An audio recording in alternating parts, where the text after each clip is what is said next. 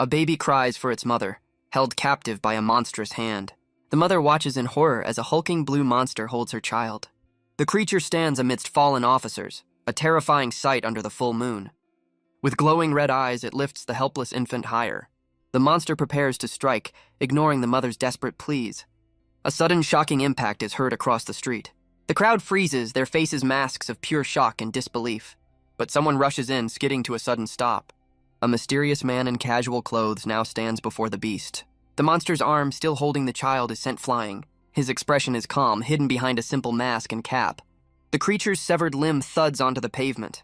Stunned, the monster stares at its missing arm.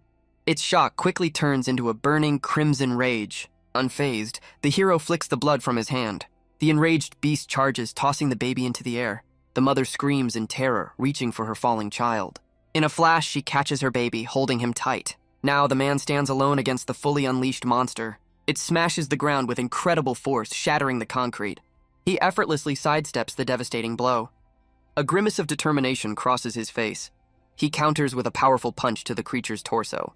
The impact sends the massive beast flying into a nearby wall, leaving a gaping hole where it crashed. He doesn't let up, launching the monster back into the air. The creature opens its massive jaws, ready to devour him. But the hero meets it with a devastating uppercut. A final kick sends the defeated monster soaring into the night sky. Silhouetted against the moon, the threat is finally neutralized. His expression is cold, his fist clenched tight. A memory flashes of a punch against a crimson foe. He was once overwhelmed by a flurry of sharp attacks. But even then, he pushed back with all his might. The memory ends with the creature's cry of defeat. He recalls standing victorious over that fallen beast. Back in the present, he stands over the monster he just defeated. The creature's eye is lifeless, while his remains calm. The crowd stares in absolute stunned silence. Their faces are a mixture of awe and disbelief. He casually wipes his hand clean on his shorts. Then a single person begins to clap. Soon the applause spreads through the onlookers. His gaze remains unchanged by their praise. The crowd erupts in cheers, hailing their new hero. He turns his back on them, ready to leave. But the mother he saved calls out to him. He pauses, glancing back over his shoulder. She tearfully thanks him, asking how she can ever repay him. Without a word, he turns away from her gratitude. In a single bound, he launches himself from the ground. The onlookers watch as he soars into the moonlit sky. A man in the crowd finally names the legend the Overman. The Overman flies between the city's towering skyscrapers. With a determined look, he speeds into the night. The scene shifts to a quiet high school the next day. Inside a classroom, a teacher begins a new lesson. He writes the topic on the board: natural disasters. The term refers to catastrophic events of nature, but it also describes unstoppable forces beyond human control. The teacher uses the current monster crisis as a perfect example. But in the back, two students are completely distracted by a phone. One shows his friend a video of the white-cap superhuman in action. It's a rare, high-quality clip of the hero's past battle. They watch in awe as the hero lands a devastating blow. The comment section is a flurry of fear and debate. Another student turns, wanting to see the viral clip for himself. The teacher finally notices the disruption in the back of the class. But before he can scold them, a loud siren echoes through the school. The school's emergency broadcast system suddenly activates. A disaster alert flashes and the teacher's face pales. The students who are watching the video are now frozen in shock. Across the room, everyone is startled by the sudden warning. Even a sleeping student is jolted awake by the blaring alarm. It's an official alert from the Inhumans alert system. The students immediately start packing, excited that school is canceled. The announcement warns of an Inhuman spotted near Incheon Port. The teacher slams his book down, demanding order. He urges them all to evacuate calmly and go straight home. One student panics, realizing his home is near the danger zone. A girl watches the chaos, a worried thought crossing her mind. She realizes these attacks are becoming more and more frequent. A memory surfaces of a past Inhuman who caused immense destruction. As students rush out, she notices one person hasn't moved. The boy from before is still asleep at his desk, oblivious. She hesitates, then calls out to the sleeping student. Just then, his phone vibrates, finally waking him. He groggily looks at the screen, seeing a call from Ju-ri. He answers the call, his demeanor still sleepy. But his eyes snap open with focus as he's given a location, Incheon Port. The girl is startled as he suddenly turns to face her. He looks at her blankly, asking what she wants. She explains there's an alert and that he needs to go home.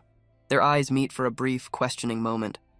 He dismisses her with a loud yawn, leaving her completely baffled. She walks away, thinking his carefree attitude is a death wish. But once she's gone, his sleepy expression turns deadly serious. He reaches down and grabs his gym bag from beside his desk. Inside, his hero gear is packed and ready for action. He cautiously scans the empty classroom one last time. Then he slips out the door, trying to remain unseen. The scene shifts to Incheon Port, where a monster has appeared. A furious truck driver slams his vehicle into gear. He floors the accelerator, charging straight at the creature. The massive truck barrels towards the blue inhuman. With a desperate roar, the driver braces for impact. The truck collides with the monster but is stopped dead in its tracks. The massive vehicle is sent flying backward from the force. It crashes into a heap as the creature stands completely unharmed. The driver stares in disbelief at the unfazed monster. The creature raises its powerful fist over the wrecked truck. It brings its arm down, obliterating the vehicle's cabin. The force of the blow sends debris flying through the air. The driver, who escaped just in time, watches in absolute terror. Hiding nearby, one worker panics while his friend tries to silence him. He insists they just need to hide and wait for the military to arrive. But their hiding spot is discovered as the monster looms over them. Back at the school, Juri asks the hero for his location. He replies from the bathroom saying the situation is critical. Now in his hero outfit, he confirms he's leaving and has his earpiece in. Juri gives him the coordinates, an 11-minute run from the school. Perched on the window ledge, he confirms he's ready to go. With a determined look, he announces his departure. He leaps from the building, soaring into the sky. Back at the port, the two workers are cornered by the hulking beast. One of them sweats profusely, realizing they're trapped. His friend bravely tries to fight back, but is instantly overwhelmed. A powerful blow sends the man crashing into a metal container. He slumps to the ground, defeated and motionless. The monster now turns its cold gaze to the remaining worker. It brings its massive hand down with crushing force. The second man is left slumped against the wall, badly injured. The creature spots another worker attempting to escape. In a single bound, it launches itself after the fleeing man. It lands with a deafening crash, blocking his path. The terrified man pleads for his life as the monster grabs him, but the creature mercilessly throws him aside. He smashes into the side of a shipping container. He collapses to the ground, groaning in pain. The impact leaves him struggling to breathe. He looks up, his face a mask of pure terror. His eyes widen as he stares at the approaching doom. The monster's shadow falls over him, its presence overwhelming. He finally understands the true horror of an inhuman. In his mind, he accepts his fate. I'm going to die. But a wrench suddenly flies through the air with a shout to stop. It bounces harmlessly off the creature's thick hide. The monster pauses, its eye twitching with irritation. It turns to see the defiant worker from before, calling out to his boss. The man stands his ground, shouting insults at the beast. Meanwhile, the overman races towards the danger zone. Juri guides him through his earpiece, tracking his incredible speed. He moves like a blur, a streak of red and white through the city. She informs him that the official task force is also on its way, but she warns him to be careful as the monster's power is unknown. He leaps through the air, his destination finally in sight. The scene cuts back to the desperate situation at the port. The injured worker screams for his boss to get up and run. He stands defiantly, trying to create a diversion for his friend. The boss realizes his friend is sacrificing himself to save him. The creature's cold red eye locks onto its new target. The man grips his wrench, knowing he couldn't just run away. Thinking of his family, he prepares for the inevitable end. He is completely overshadowed by the monster's terrifying presence. But the creature's eyes suddenly widen in surprise. It turns away, leaving the injured boss confused on the ground. The defiant worker is just as baffled by the monster's actions. He watches it walk away, hoping it will simply leave. But his hope is shattered as it punches a shipping container. Its powerful hand easily crumples the thick steel wall. With incredible strength, it rips the entire container from the stack. The monster winds up, preparing to throw the massive object. The worker watches in horror as the container flies towards him. He freezes, realizing he's about to be crushed. Suddenly, a figure appears in a flash of red and white. The overman prepares to intercept the deadly projectile. The worker looks up, unable to believe his eyes. A single punch shatters the massive container into pieces. The worker's mind struggles to comprehend the impossible sight. He stands frozen in shock as debris rains down around him. He lands with a ground-shattering skid, shielding the stunned worker. With a focused gaze, the hero rushes towards the new threat. The workers can only stare, speechless at their sudden rescue. The blue creature looks on, surprised by this unexpected interruption. The overman scolds the beast, telling it not to throw dangerous things. Through his earpiece, Juri asks if he's nervous, but he seems distracted. The monster's eyes suddenly glow a menacing crimson. He asks Juri if he should try to communicate with it. A small camera on his mask activates, recording the encounter. Back in her base, Juri agrees it's a slim chance, but worth taking. She remembers some important advice she once received. A flashback reveals a lesson. Always try to talk to them first. Because if one can speak, they might learn the Inhuman's secrets. Following her advice, the hero calls out, asking if the creature can talk. He calmly explains that he's met others of its kind before. The monster only responds with a series of guttural, inhuman sounds. Its body begins to glow, transforming into a terrifying red form. The creature's mouth splits open, revealing a maw of razor-sharp teeth. Its feet crack the concrete as it digs in, unleashing its full power. Now a hulking red beast, it looms over the lone hero. It lunges with blinding speed, smashing the ground where he just stood. The Overman watches, a bead of sweat trickling down his face. The monster's eye glints, locking onto its target with deadly intent. He leaps into the air, narrowly dodging the creature's powerful charge. His counterkick is blocked by the monster's incredibly durable arm. He puts on his sunglasses, his expression turning cold and serious.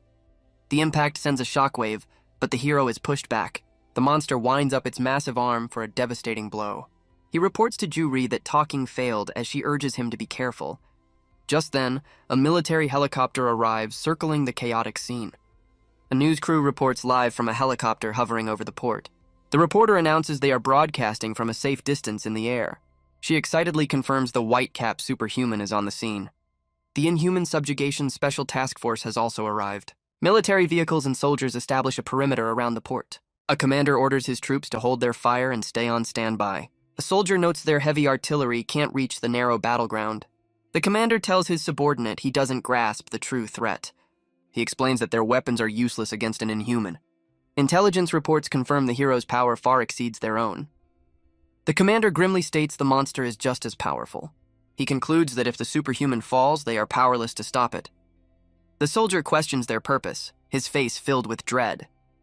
The commander reveals they have a backup plan, gesturing to a truck. Inside, a muscular man with a prosthetic arm waits as their plan B. The Overman glances up at the news helicopter circling overhead. The entire city watches the battle unfold on a massive public screen. The broadcast shows the hero clashing fiercely with the red beast. The girl from his class watches with worry as the reporter hails him a hero for humanity. But others watching the broadcast think the hero is losing the fight. The Overman is pushed back by the monster's overwhelming power. He notes the creature's surprising speed as he dodges, but the monster lands a heavy blow, catching him off guard.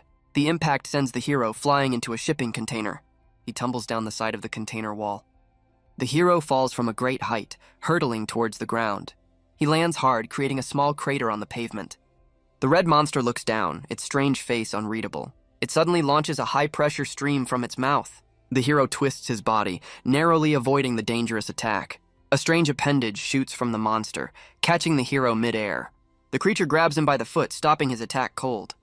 It swings him around like a rag doll, ready to strike. With glowing red eyes, the hero braces for the inevitable impact. The monster smashes him into the ground again and again. He is finally thrown, crashing through a distant shipping container. Juri screams his name in horror as the monster watches the destruction. A soldier reports in panic that the white cap has been taken down, but the commander refuses to believe the hero could lose so easily. He declares their mission is to provide support without interfering. The commander shouts the signal to deploy their backup plan. The back of a military truck suddenly bursts open. The man with the prosthetic arm lands expertly on top of the vehicle. He leaps into the air, assembling a massive weapon. His prosthetic arm clicks into place on a high-caliber rifle. With intense focus, he takes aim at the distant monster. He fires a single powerful shot from his position. A glowing projectile streaks across the battlefield. The creature turns its head, sensing the incoming danger. The shot lands a direct hit, creating a massive impact. The monster is sent flying backward from the incredible force. The commander stares in disbelief, realizing it was a perfect headshot. The creature crashes to the ground, shattering the pavement beneath it. The sniper's eye glows red as the commander watches in shock. But the monster pushes itself back up, its body glowing ominously. The damage on its head begins to rapidly mend itself. The commander shouts a warning as the creature prepares to charge. The sniper calmly ejects the spent shell and reloads. He fires a second round at the approaching beast. The shot hits its mark, but the monster plows forward, completely unfazed. He expertly reloads, his prosthetic arm a blur of motion. Another shot rings out, the recoil kicking back hard. The bullet strikes true, but the beast doesn't even flinch. He unleashes a rapid volley of powerful rounds. The creature shrugs off the impacts, its charge unstoppable. Steam pours from its body as it closes the distance. The sniper prepares one final desperate shot. With grim determination, he lines up his target. His cybernetic eye locks onto the monster's weak point. But he suddenly lowers his weapon, a look of surprise on his face. The monster pauses, its regeneration already healing the wounds. It looks around, confused by the sudden silence. The creature turns its attention back to the damaged container. From the darkness of the hole, a sound is heard. A hand suddenly grips the torn metal edge. The hero emerges, relieved he wasn't thrown into the sea. Back at base, Juri lets out a heavy sigh of relief. She concludes that this monster is another one that won't communicate. The overman agrees, his patience clearly wearing thin. He decides there's only one option left, end it now. The monster senses his renewed fighting spirit. With a determined gaze, the hero prepares to unleash his full power. He dashes forward, closing the gap in an instant. Leaping high, he twists his body for a powerful attack. The monster watches the blur of motion approach. Its eye widens, unable to track the hero's speed. A devastating kick connects with the side of its head. The force of the blow sends the creature reeling. Before it can recover, the hero is already moving again. He follows up with a punch that sends a massive shockwave. The hero's punch sends the creature spinning through the air. He stomps the ground, shattering the concrete beneath his feet. Another blow sends the massive beast hurtling downwards. His fist connects with the creature's head with incredible force. With a furious grimace, he unleashes his full power. The monster is slammed into the ground with a deafening crash. A massive shockwave radiates from the point of impact. The blast is so strong it sends the military helicopter tumbling. Debris is thrown high into the sky from the sheer force. The defeated creature falls into the newly formed crater. He stands over his fallen foe, flicking the dust from his hand. His gaze is cold and unwavering as the dust settles. The girl from his class watches the broadcast, completely stunned. Across the city, people are frozen in disbelief. Even the soldiers on the ground are speechless. The news crew can only stare, their report forgotten. An online viewer is left gaping at his screen. The sniper's cybernetic eye widens in shock. The reporter struggles to explain the earthquake-like tremors. She gasps, trying to comprehend what she just witnessed. But the hero's expression suddenly changes, sensing something is wrong. The monster lies motionless in the rubble. Its limbs begin to twitch, refusing to stay down. A low groan escapes its mangled form. The hero and his contact share a look of disbelief. The creature lets out a final guttural growl. It finally collapses, its body going limp in the crater. The hero watches carefully, ensuring the threat is truly gone. Back at the base, his contact asks nervously if it's finally over. The overman confirms the kill, stating he felt the final blow land. He confidently states that if the monster gets up, he'll just defeat it again. He notes this creature was weaker than a previous foe from Anmian Island. His contact recalls that past battle, remembering the hero had a difficult time. High above, a mysterious man laughs, enjoying the live spectacle. He crouches on a crane, remarking on the hero's ruthless reputation. His hooded companion silently listens as he questions the hero's true strength. The companion is revealed to be a woman named Dan Yang. She suddenly leaps from the crane, announcing she'll be right back. The hero is startled as the man appears behind him in a flash. He turns his head, surprised by the stranger's sudden arrival. The man's long braided hair whips through the air as he lands. Through the earpiece, Juri panics, asking who this new person is. The hero confronts the stranger, demanding to know who he is. The mysterious man simply laughs in response to the question. He smirks, finally addressing the hero as the white-capped superhuman.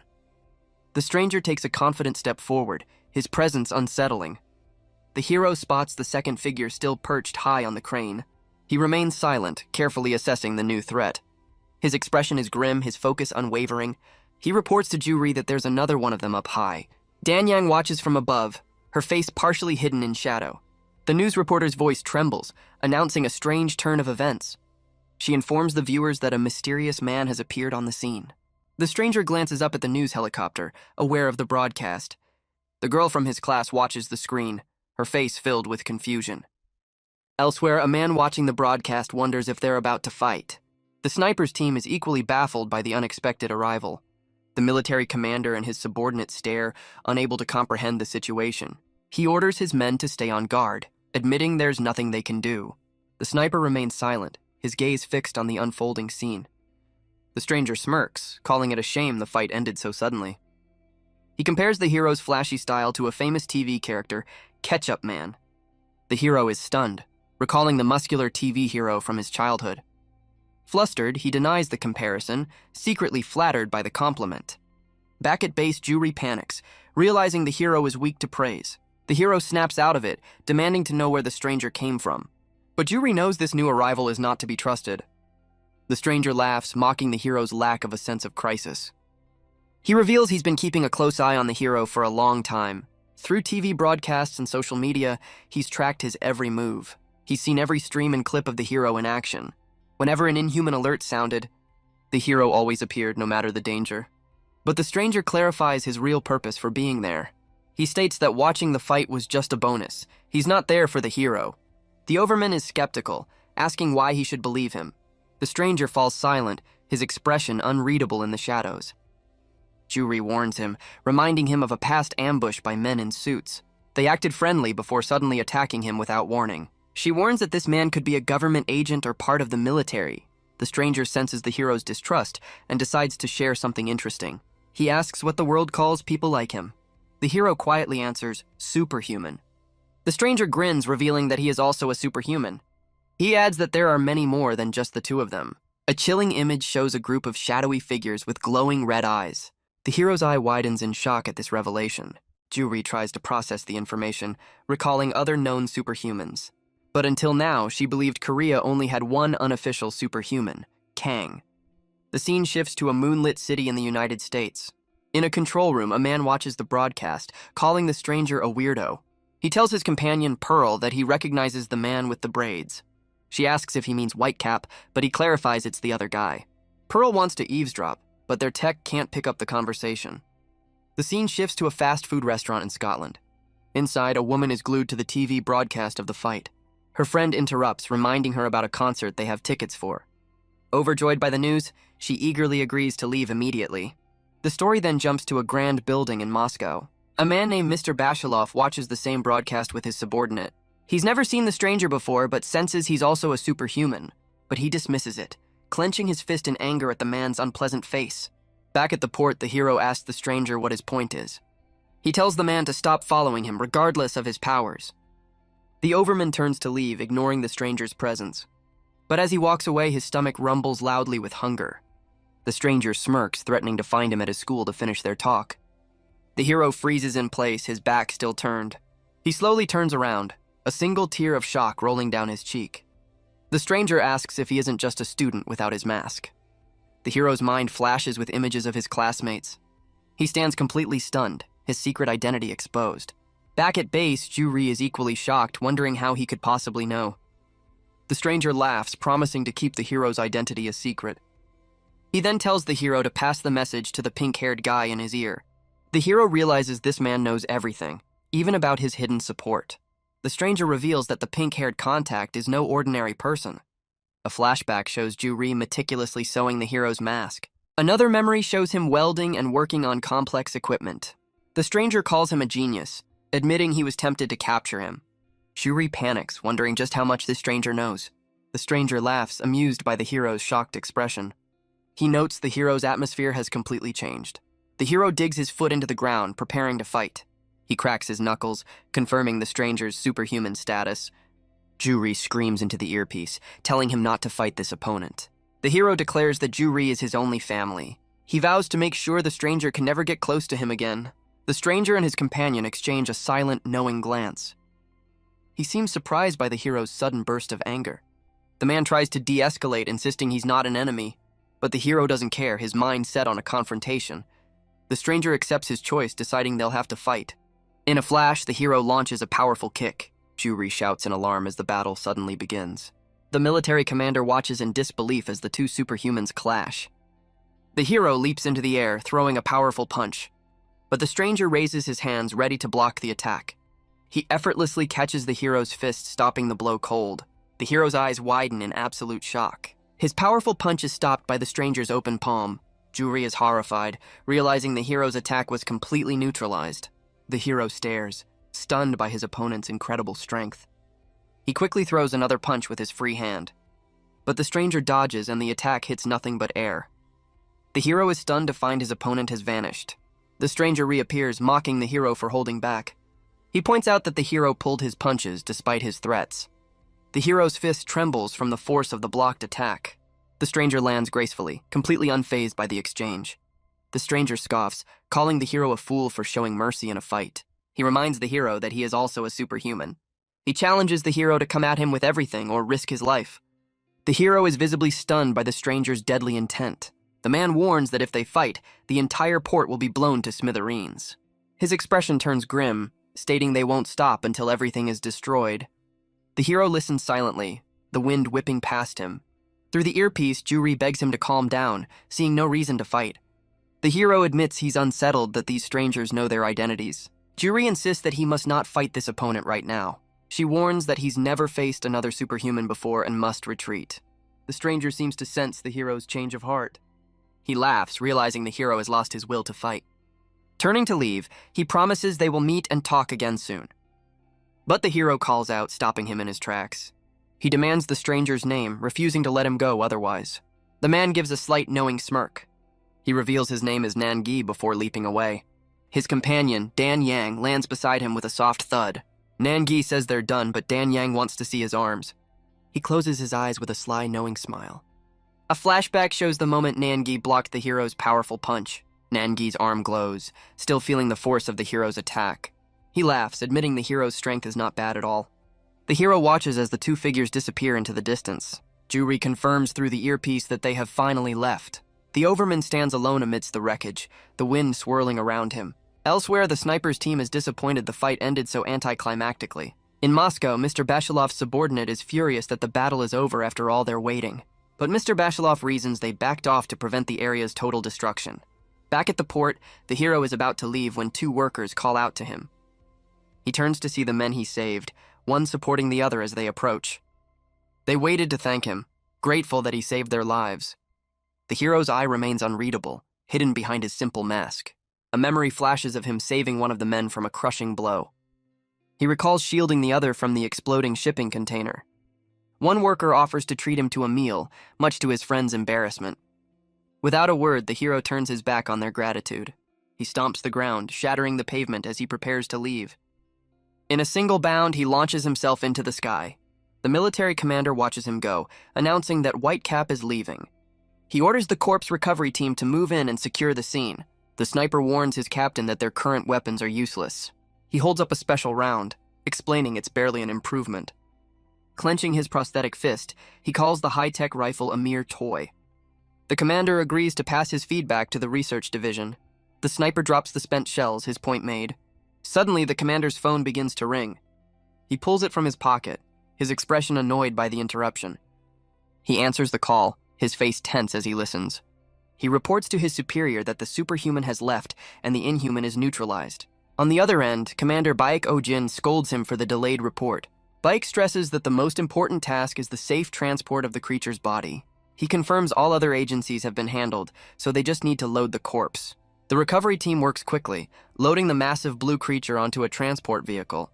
Baek states their mission will be over as soon as the task force retreats. The transport ramp closes as the captain hangs up the phone. He ends the call, a vein throbbing on his forehead in frustration. In a dark office, a man in a suit stands before a shadowy, imposing figure. A phone rings in a dimly lit office, and a man in uniform answers. He asks the caller if the matter is urgent. The man on the other end begins to report on the recent inhuman crisis. He starts to list the number of casualties, but is quickly interrupted. The superior dismisses the details, demanding only a summary. He's told the transport vehicle is leaving for Falcon Area 1 soon. An aide reminds him it's time for his speech, and he rushes to end the call. The caller tries to give a final warning, but the man has already hung up. He complains about the useless report and his disdain for the public. Clearing his throat, he prepares to face the crowd. He walks onto a stage as the crowd chants his name, Marcus. Waving with a smile, he's hailed as the hope for a new generation. The announcer introduces him to the adoring audience as Marcus Gerald. Back at the port, the transport vehicle's ramp closes, securing the inhuman's body. The ground crew gives the signal for all units to back up. The strange craft takes off, leaving the soldiers watching in awe. A soldier asks his captain about the mysterious transport vehicle. The captain coldly replies that it's none of their concern. High above, a mysterious woman watches the vehicle depart. She confirms its destination is, as expected, a place called Falcon. The scene shifts to a different hero, Ketchup Man, confronting a villain. He holds the man tight, asking him a final question. He demands to know the location of a villain named Sharlock.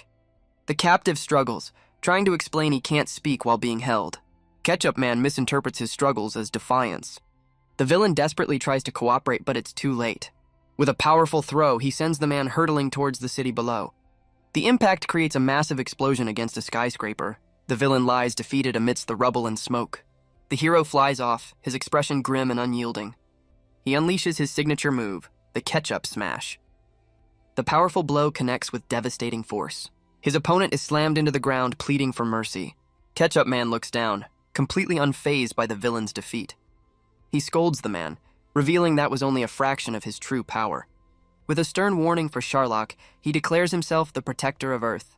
The crowd goes wild, cheering for their beloved hero. A news reporter covers the victory, but Ketchup Man changes his mind in the background. She excitedly proclaims that Ketchup Man is the hope of the entire world. He stands tall, hailed as the hero of the modern age.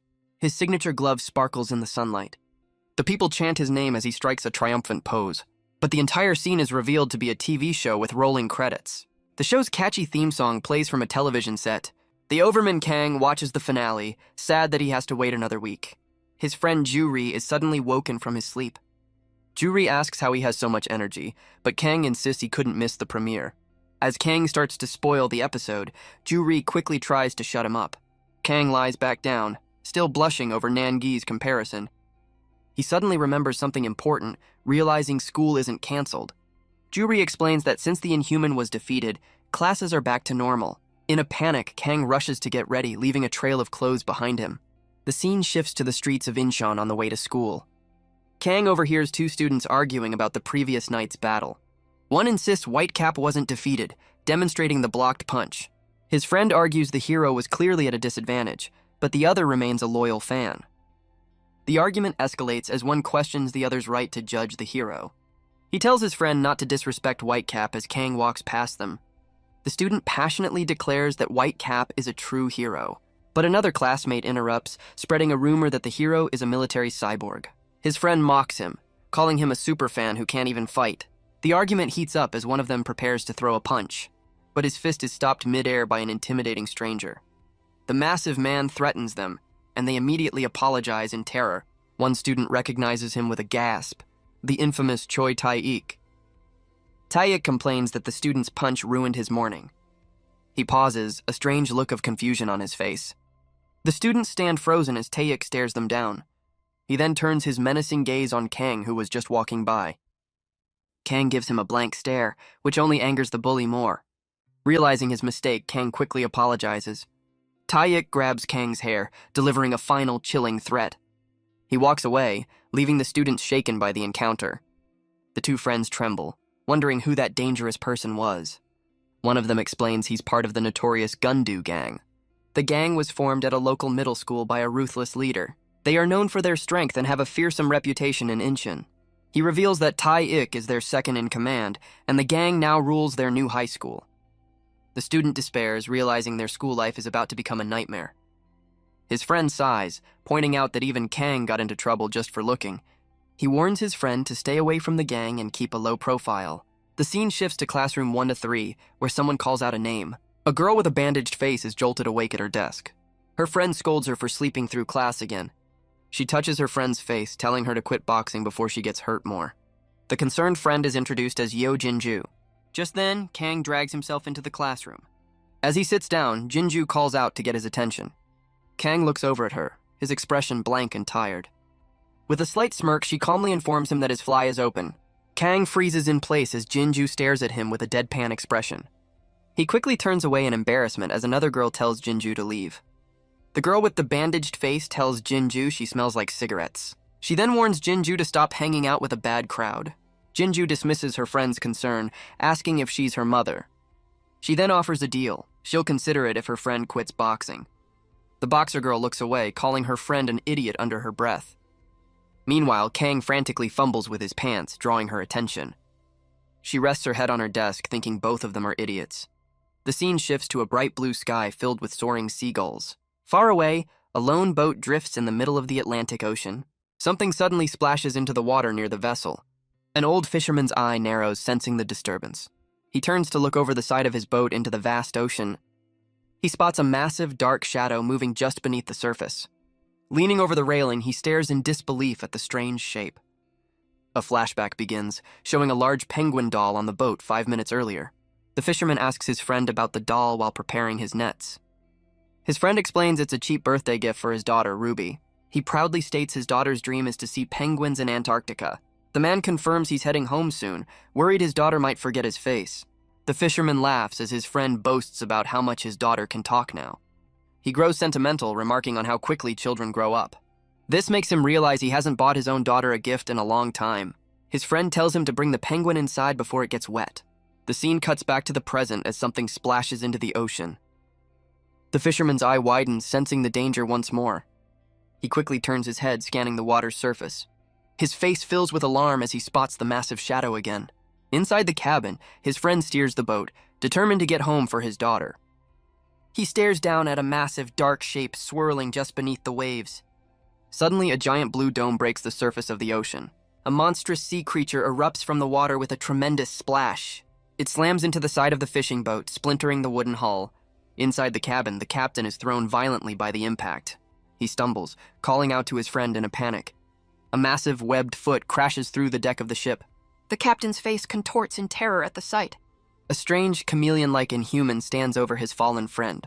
The scene transitions to Seoyeon High School in Incheon. A teacher discusses the recent frequent appearances of inhumans. He sketches a crude, toothy monster on the chalkboard. The teacher explains they now live alongside these unpredictable dangers. He introduces himself as Park Chang-sik and announces a lesson on inhumans. His students are visibly excited about the break from their usual studies. A menacing silhouette with glowing red eyes defines the term inhuman. A montage shows their incredible strength, capable of destroying a dump truck. He explains they possess blinding speed and an instinct to harm humans. The teacher stresses that their true terror can only be understood firsthand. He cites a UN report of 37 inhuman appearances in the last 5 years. A world map shows the locations of 517 total deaths caused by them. The boxer girl listens as the teacher reveals Korea has had 6 incidents. With the recent port attack, that number has now risen to 7. He grimly reminds the class of the 14 fatalities from the day before. The teacher then draws a simple figure of the white cap superhuman. A montage shows the hero facing down different inhumans across the country. He lists the many rumors about the hero's identity, from cyborg to secret weapon. Circling the drawing, he concludes that the hero is a complete mystery. Kang sleeps at his desk as the teacher explains people find hope in this unknown figure. The teacher then shifts focus to the 2 incidents that occurred before Whitecap appeared. He recalls the 2015 Pohang incident, showing a defeated creature amidst the chaos. At the scene, they found the monster's body, but no one knew who had defeated it. The next year brought the tragic Gangnung incident with immense casualties. This was the first appearance of the undefeated inhuman, Heptahorn. Named for its 7 horns, it was the first of its kind to survive an encounter. Survivors recalled a large, long-haired man who appeared to fight the beast. But the man suddenly vanished and the creature disappeared into the sky. This unresolved incident was heavily investigated by government officials. They theorized the man was defeated, and the injured monster was in hiding.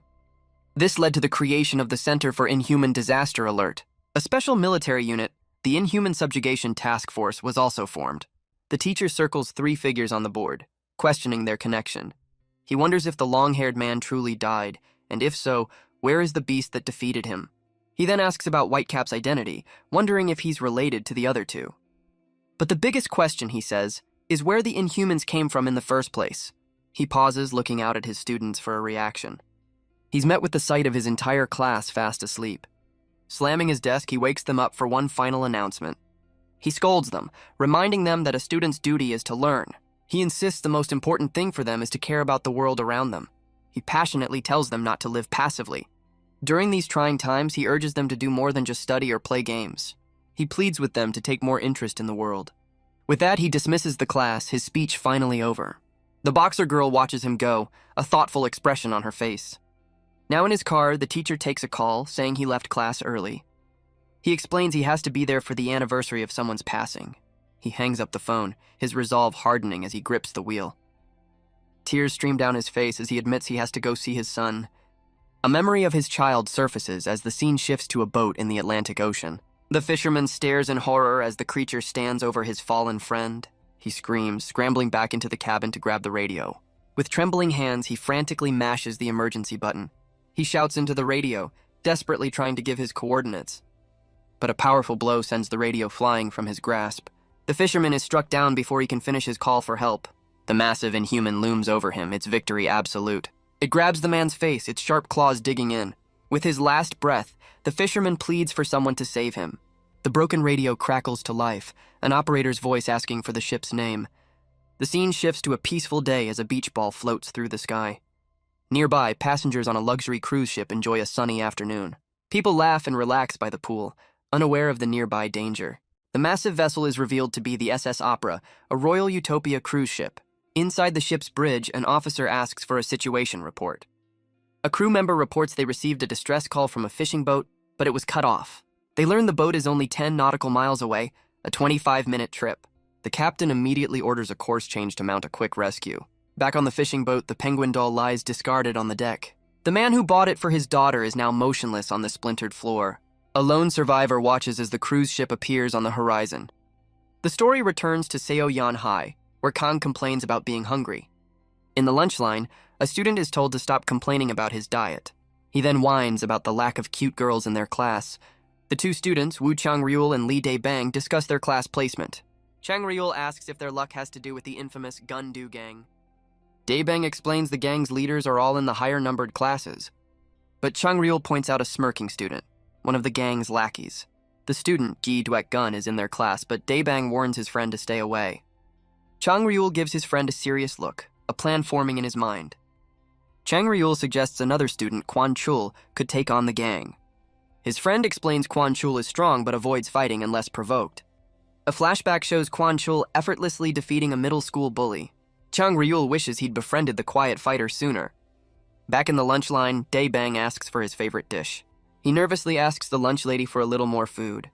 The kind woman smiles, happy to give her precious kids extra portions. Overcome with emotion, he's kicked forward by his impatient friend. At a nearby table, Kang stuffs his face with his meal. He's startled when someone suddenly sits down across from him. It's Quan Chul, who asks why Kang is always eating by himself. He then admits he's also alone because he has no friends in their class. Quan Chul observes that Kang seems to be in the same boat. Kang thinks of his only friend, Ju Ri, feeling a pang of loneliness. The two boys sit in a shared, gloomy silence over their lack of friends. Quan Chul's gaze sharpens as he studies Kang more closely. He notices Kang's powerful hands and athletic build. He asks if Kang plays sports, but Kang awkwardly claims to be self-taught. Quan Chul suggests they eat together from now on, and Kang agrees.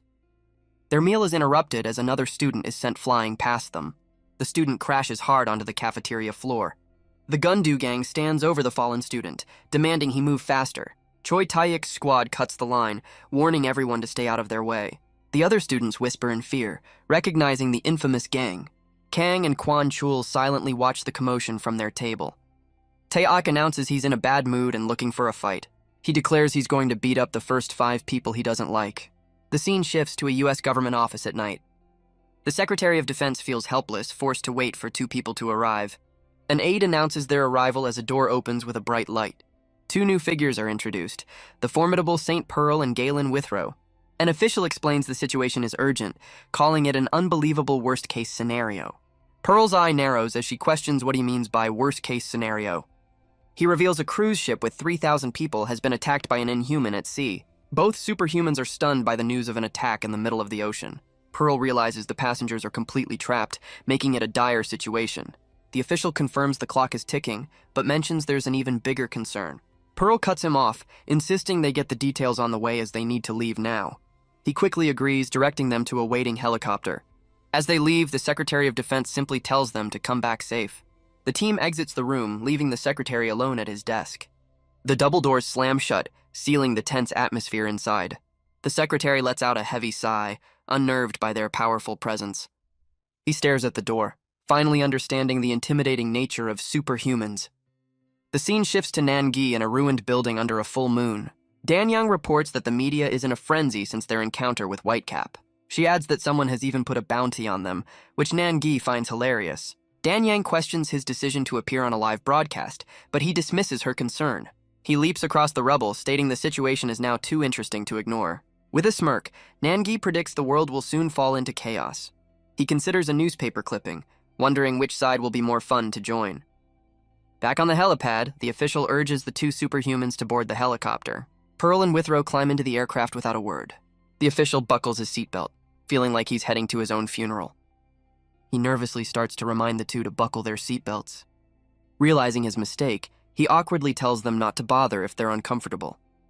The pilot gives the all clear, announcing they are ready for takeoff. As the helicopter lifts off, the official notes this is his first ocean-based inhuman incident. The aircraft, the fastest in the US, soars through the moonlit sky. He points to a map, explaining their target is 500 miles away with a 2-hour flight time. The official begins to explain the dire situation to the two superhumans. He reveals an SOS was sent to a Navy base on the coast of Virginia. The message reported an inhuman attack on the SS Opera, a ship with 3,000 people. It's a massive international resort cruise that travels between the US and the UK. While the damage is unknown, the Navy immediately understood the gravity of the threat. They requested Ms. Pearl's help, but she and her companion were in Scotland. Unable to wait, the government deployed the Navy's underwater demolition team. A total of 5 elite squadrons were dispatched to the cruise ship's location. Pearl asks if the teams are currently engaged in combat with the creature. The official grimly states that within 20 minutes of their arrival, all communication was lost. A fallen soldier's hand clutches a shattered radio amidst the chaos. He concludes that all 5 squads were likely annihilated in under half an hour.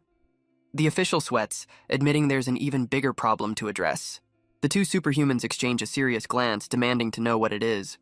He explains the ship is on autopilot, heading directly for the coast of Florida.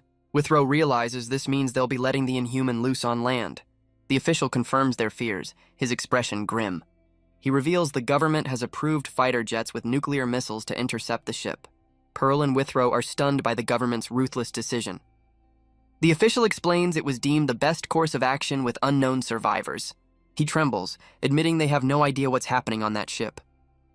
Pearl looks out the window, sternly telling him to stop shaking. The official nervously stammers an apology, trying to compose himself.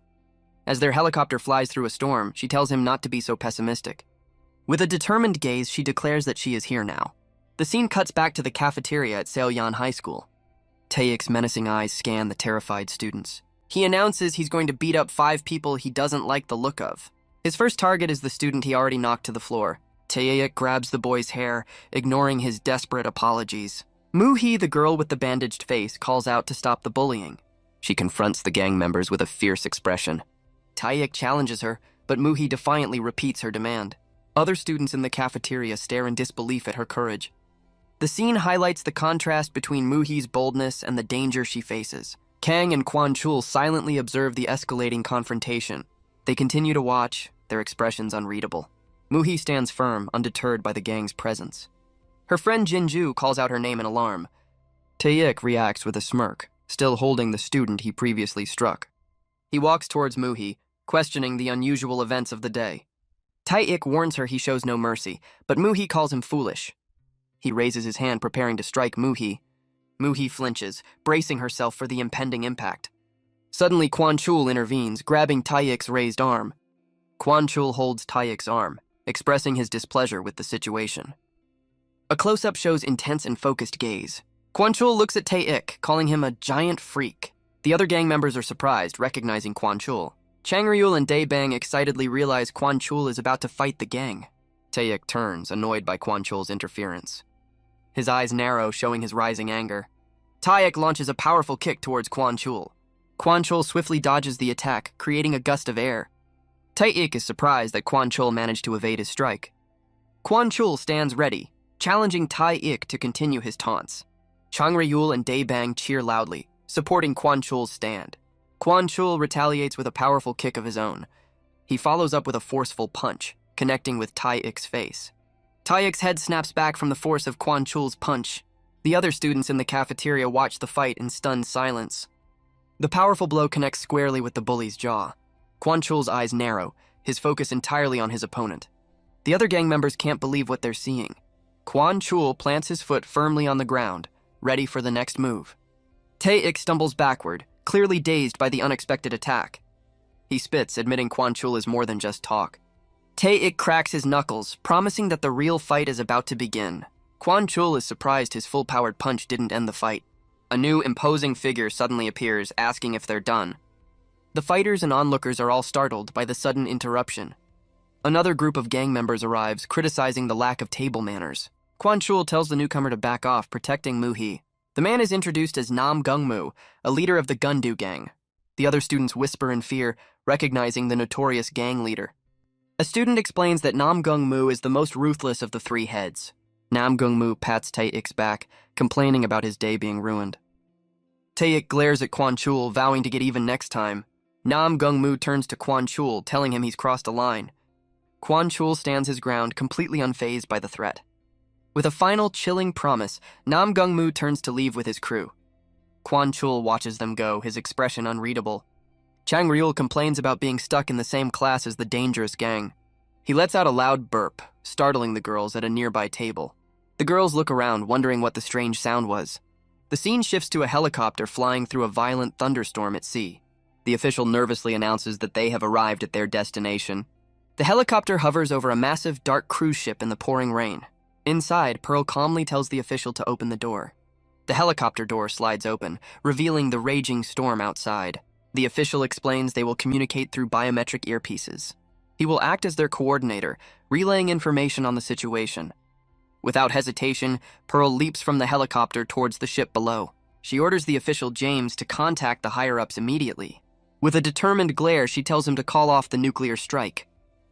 James nervously agrees, promising to make the call as soon as they depart. He gives a shaky salute, wishing the two superhumans the best of luck.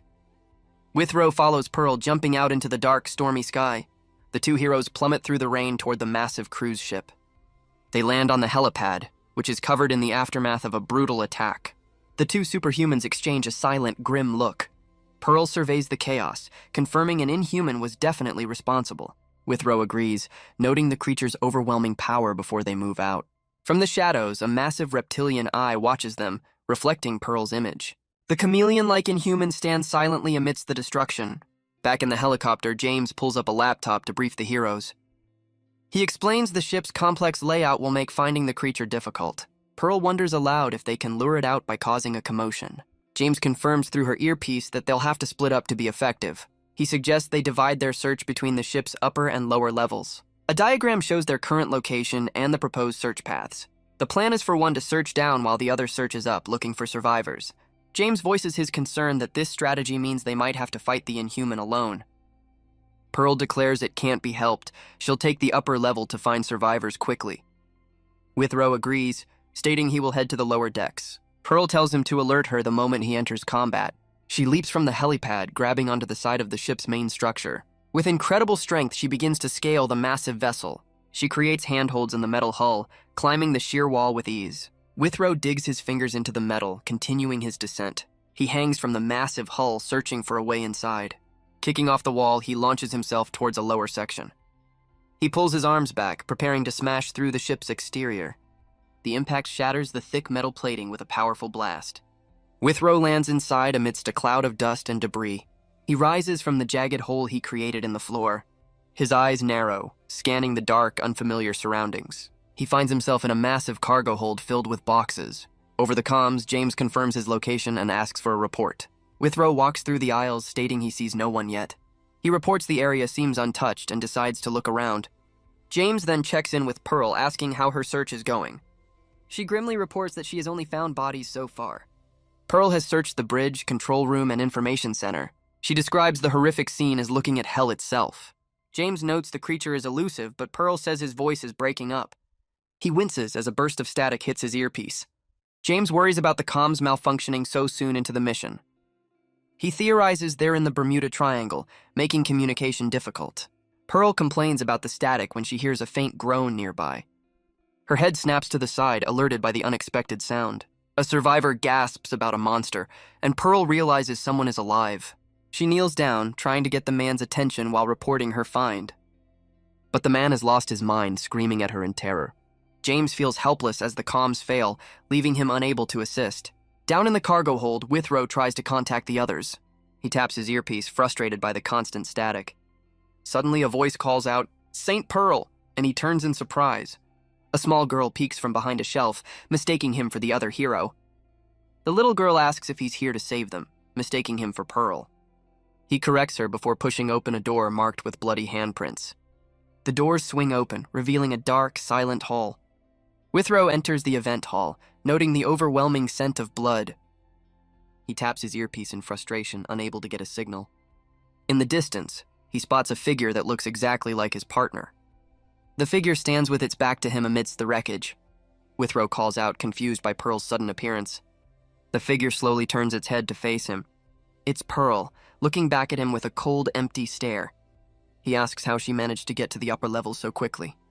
The imposter licks its lips with a sinister expression. Its face suddenly contorts into a monstrous, toothy maw. The creature's eye widens as it lunges forward to attack. It sinks its sharp teeth into Withrow's shoulder with a powerful bite. Withrow stares in shock as the monster's fangs dig into him. He stumbles backward, cursing in pain from the unexpected assault. He grits his teeth, clutching his bleeding shoulder. Withrow looks up in disbelief, realizing the danger he's in. The creature sheds its disguise, revealing its true monstrous form. A powerful blow sends Withrow flying across the room. The impact shatters the floor, creating a massive cloud of dust. He skids to a halt, barely managing to stay on his feet. He admits he was careless, realizing the attack was nearly fatal. Withrow wonders how a mimic could copy Pearl's appearance so perfectly. He's stunned by the creature's incredible power, even with his guard down. His eye widens as he senses another attack from above. A massive fist smashes through a pillar right over his head. The chameleon-like inhuman reveals its true, terrifying form. The massive blue creature looms over the fallen hero, ready to strike. Withrow deflects a rapid series of blows, his arm bleeding from the assault. He's pushed back across the room, a cloud of dust obscuring the monster. His eye widens in shock, realizing the true power of his opponent. The creature's claws dig into his arm, its grip tightening. Withrow is thrown violently into a pillar, shattering the stone. The inhuman reveals its grotesque true form, a human face embedded in its chest. He can't believe the creature is a shapeshifter, his mind racing. With a determined grip, he rips off his tattered cloak. The hero stands ready for battle, revealing his arm has been lost in the fight. He drops the ruined fabric to the floor with a stomp. Tearing a strip from the cloth, he prepares a makeshift bandage. He begins to wrap the fabric tightly around his injury. The makeshift tourniquet is secured, stemming the bleeding. Enraged, he demands the creature return what it took from him. The monster lunges forward, continuing its relentless attack. Meanwhile, the helicopter is tossed about in the violent storm. James curses the failing earpiece, but is relieved the radar still works. He notices Withrow's tracker moving erratically, confirming he's in combat. The pilot warns that the storm is intensifying, urging a decision. James orders him to land the helicopter on the ship's deck. Back on the ship, a small hand gently takes Pearl's. A little girl excitedly announces that Saint Pearl is here to save them. Pearl's eyes widen, stunned to find anyone alive. Dozens of survivors peek out from their hiding places, their faces filled with hope. An old man explains they are the survivors from the lower levels. Realizing how many lives are at stake, Pearl knows she must act fast. A man pleads with her, asking her to save everyone on board. In another part of the ship, a wine bottle tips over on a table. It smashes on the carpet, spilling its contents. A massive clawed foot steps down on the broken glass. The room explodes as the two powerhouses trade blows. The massive inhuman leaps forward, ready to crush its opponent. Withrow braces himself, blocking the creature's powerful strike. The monster's eyes glow red as it presses its relentless attack. He counters with a solid punch, striking the creature's chest. Withrow lands a powerful kick, but the monster barely flinches. He realizes he's being cornered, even with his incredible strength. The creature opens its massive jaws, preparing for a final blow. It grabs Withrow, its grip tightening around him. But the hero flips over his opponent, narrowly escaping its grasp. Withrow lands, annoyed by the creature's surprising durability. He deduces the monster's shapeshifting is useless in a direct fight. Wiping his brow, he takes a moment to catch his breath. He knows he has to end this fight here and now. The inhuman senses a shift in the hero's energy. Withrow's eye begins to glow with an intense blue light. He turns his attention to a stack of barrels in the corner. Facing his opponent once more, his resolve is absolute. With a burst of speed, he charges across the room. He launches a powerful kick, sending a barrel flying. The barrel shatters, its red contents exploding outward. The liquid splashes through the air in a fine mist. Withrow's glowing eye focuses with incredible intensity. The droplets suddenly transform into sharp, deadly projectiles. The creature watches in confusion as the strange attack approaches. The liquid shards pepper the inhuman's body with force. Withrow stands confidently, steam rising from his body. His glowing eye narrows, his power now fully unleashed. He spots a bottle of wine on a nearby table. Grabbing the bottle, he prepares to launch another attack. With a powerful grip, he shatters the bottle in his hand. The splashing wine instantly solidifies into a sharp, glowing spear. He grips the makeshift weapon, muttering about his annoying day. Withrow declares he's not in the mood to fool around any longer. Stomping his foot, he prepares to launch his final attack. He hurls the solidified spear with incredible speed and force.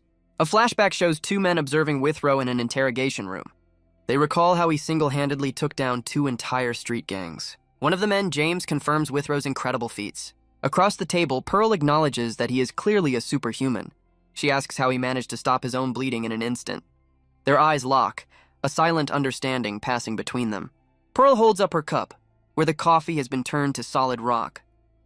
Withrow admits he can harden liquids, but doesn't know how he does it. He explains his power has a 10-meter range and requires immense focus. Back in the present, the wine spear hurtles towards the Inhuman. In the flashback, Pearl asks if his power is like freezing things. He explains the liquid becomes as hard as a diamond. She realizes this means he can turn any liquid into a weapon. Withrow confirms that with enough force, it's deadlier than a bullet. The spear strikes the monster's chest with devastating impact. The creature roars in agony, stumbling backward from the blow. It swings its massive fist in a desperate counterattack. Withrow dodges under the blow, delivering a powerful kick. The force of his kick shatters the floor beneath them. He grits his teeth, the strain of the fight showing on his face. Catching his breath, his expression is one of pure determination. He realizes his attack missed the vital spot because his balance is off. His eye widens in alarm as the creature begins to change. The Inhuman transforms, revealing a second, more monstrous form as it charges. Withrow narrowly dodges the creature's powerful lunge. He's stunned the monster hasn't slowed down despite its massive injury. Meanwhile, Pearl sprints through a long, empty corridor. She confirms the lower basement levels are clear, deducing the fight is elsewhere. Her eyes narrow as she detects a faint rumble from somewhere above. Suddenly, her earpiece crackles to life with a burst of static. She stops, trying to make out James's broken transmission. Her eyes widen as she pieces together the words, "Event Hall." Pearl immediately dashes off, leaving a shockwave in her wake. Back on deck, James has landed the helicopter in the pouring rain. He watches his laptop, confirming Withrow is still engaged in combat. A bad feeling grows as he realizes the fight is taking too long, urging Pearl to hurry. The scene shifts to the distorted, chaotic view of the event hall. Withrow struggles to his feet, his vision blurry from the intense battle. He runs from the monster, trying to create some distance. He stops to catch his breath, his gaze shifting upward. Withrow spots a fire sprinkler on the ceiling, a new plan forming in his mind. He wonders if he can trigger it with a strong enough impact. Leaping into the air, he aims for the ceiling above. He smashes his fist into the wall right below the sprinkler system. The sprinkler activates, dousing the Inhuman in a shower of water. Withrow's eye begins to glow with an intense, focused light. The water covering the monster instantly solidifies into a thick layer of ice. The creature is frozen solid, its pained expression trapped in the ice. Withrow stands over his immobilized opponent, the battle finally over. The scene flashes back to the interrogation room with James and another official. James asks about the duration of Withrow's strange ability. He speculates that such a powerful ability must have limits. Withrow explains his power is directly connected to his mental fortitude. He reveals the effect lasts for at least an hour before returning to its liquid state. Withrow admits he hasn't struggled this much in ages, blaming his lost arm. His eyes glow as he wonders how to finish the fight. A sudden flash of light streaks through the darkness behind him. Withrow's glowing eye widens in complete surprise. His expression turns to shock as blood splatters across his face. He looks down in disbelief as his body is suddenly separated. His form collapses to the floor, leaving the monster standing over him. Withrow's lifeless eyes stare up from the ground. His last thought is that something was standing behind him. A second identical Inhuman stands over his fallen body, revealing a trap. The helicopter hovers in the storm, its blades cutting through the rain. Inside, James types on his laptop, confident the two heroes will meet soon. A large W appears on his screen, representing Withrow's tracker. The signal suddenly flickers and vanishes into a single point of light. James looks up from his screen, confused by the sudden change. He frantically taps his earpiece, wondering why the radar turned off. The screen confirms that only Mr. Withrow's signal has disappeared. James's eye widens behind his glasses in dawning horror. He recalls the earpieces are tied directly to their vital signs. Staring at the blank screen, he realizes the terrible truth. He clutches his head in panic, refusing to believe what's happened. On the screen, Pearl's tracker, marked P, begins moving rapidly. Pearl plants her foot firmly, preparing to make her entrance. She launches herself forward, kicking down a blood-stained door. The door shatters into splinters as she bursts into the room. The Inhuman turns its head, surprised by her sudden arrival. It sees Pearl standing amidst the wreckage, ready for a fight. Pearl takes in the horrific scene, two Inhumans and her fallen partner.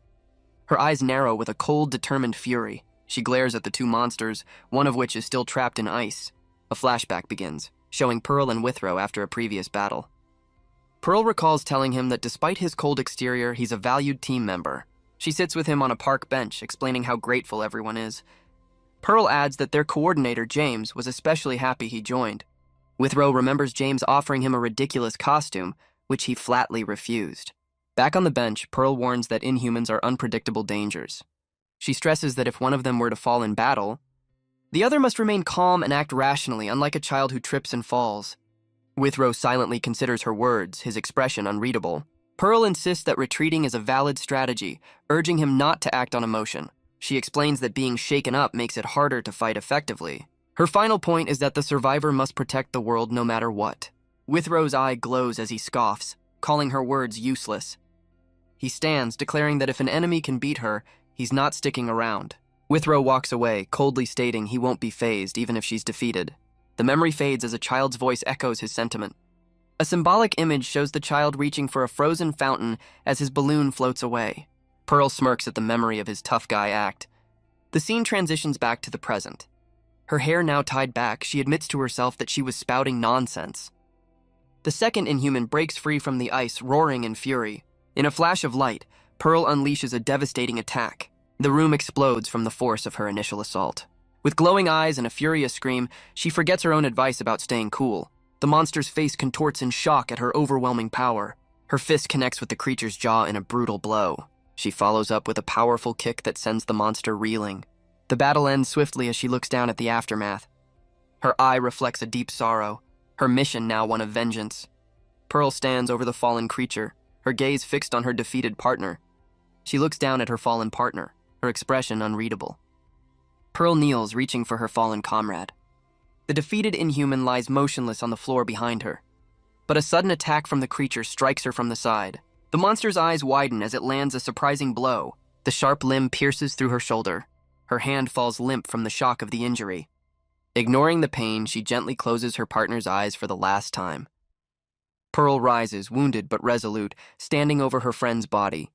Her suit changes color as she unleashes her full power. The wounded Inhuman stares back, sensing the shift in her energy. It launches itself forward in a desperate final assault. Pearl catches its attacking limb with ease. Her grip tightens, crushing the monster's arm with a cold glare. She swings the massive creature through the air. The Inhuman is hurled across the room with devastating force. The impact sends tables and chairs flying into the air. The monster crashes into the far wall, shattering the concrete. Pearl walks through the destruction, calling this the worst day of her life. She grabs one of the creature's mangled limbs. Covered in wounds, she declares she'll now fight on its terms. Her eyes glow yellow as she promises the monster an end it can't imagine. She walks towards the cowering creature, leaving a trail of broken parts. The Inhuman digs its claws into the wall, trying to retreat. It lets out a final desperate roar of defiance. The monster pushes off the wall, lunging at her one last time. It swings a bladed arm in a wide, sweeping arc. Pearl braces herself, ready to end the fight for good. She connects with a final powerful punch to the creature's head. The blow lands with explosive force, ending the battle decisively. The monster's head reels back from the devastating impact. Pearl's glowing fist connects with incredible force. Her follow-up punch distorts the creature's entire face. The Inhuman is sent flying backward from the relentless assault. Her knuckles glow, charged with immense power. She dashes forward, a blur of motion continuing her attack. The creature is thrown across the room like a rag doll. It crashes through a pillar which explodes on impact. Debris rains down, showing the scale of the destruction. Pearl vows to make this a living hell for the monster. She coldly tells the defeated creature to get up for the final blow. The Inhuman lies motionless in a heap on the floor. Back in a government bunker, officials argue about the lack of contact. One suggests weather interference is blocking their communications. An aide insists on sending surveillance, but another official dismisses the idea. The president slams his hand down, demanding they quiet down. An official reminds him that Pearl's team asked to cancel the strike order. He pleads with the president to call back the fighter jets. A cold voice from the side of the room says, "Not quite." The president and his aide turn in surprise at the interruption. A man in a mask criticizes the aide for his relaxed attitude. The president recognizes the man, calling him Marcus. Marcus states the president has already made his decision. The nuclear launch sequence is shown, ready and waiting for the order. U.S. Senator Gerald Marcus demands the president give the strike order now. The president sweats, arguing that Pearl and Withrow have never failed. Marcus sarcastically asks if they're being briefed on a successful mission. He reminds them that all previous teams, and now James, have gone silent. The senator coldly states there is no such thing as eternal peace. He asks the president if he's prepared to take responsibility for failure. Marcus challenges the president, asking if anyone else can handle the situation. An official erupts, questioning the morality of launching a missile at 3,000 people. Marcus calmly asks his aide for the ship's ETA, who reports it's under 90 minutes. He uses the short time frame to pressure them, citing the millions of lives at risk in Florida. The official fires back, accusing Marcus of guessing just like the rest of them. Marcus coldly insists that minimizing risk is the only logical course of action. The official slams his fists on the table, enraged by the senator's words. A powerful voice suddenly yells for them to stop the argument. The president glares at both men, silencing the room with his authority. He makes his final decision, declaring he will cancel the strike order on the SS Opera. Marcus scowls in disapproval while the other officials look on in disbelief. The president's aide praises the decision as his leader thinks of Pearl. The scene shifts to a rainy day as a car approaches a lone figure. The president, under an umbrella, explains he came to thank Pearl in person. He corrects himself, saying he came to thank her and her entire team. Standing in the rain, Pearl listens as he admits he keeps piling on debts. She turns to face him, her expression weary from a previous battle. Pearl looks away, asking what kind of debt he could possibly owe her. She states that one can't put a price on saving people's lives. Suddenly, she lets out a sharp cry of pain.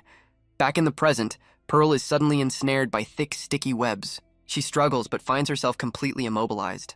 The defeated inhuman reveals its true, insect-like form, the source of the trap. Pearl realizes the creature is still fighting, even on the verge of collapse. Sharp, crystal-like shards begin to fall from the ceiling.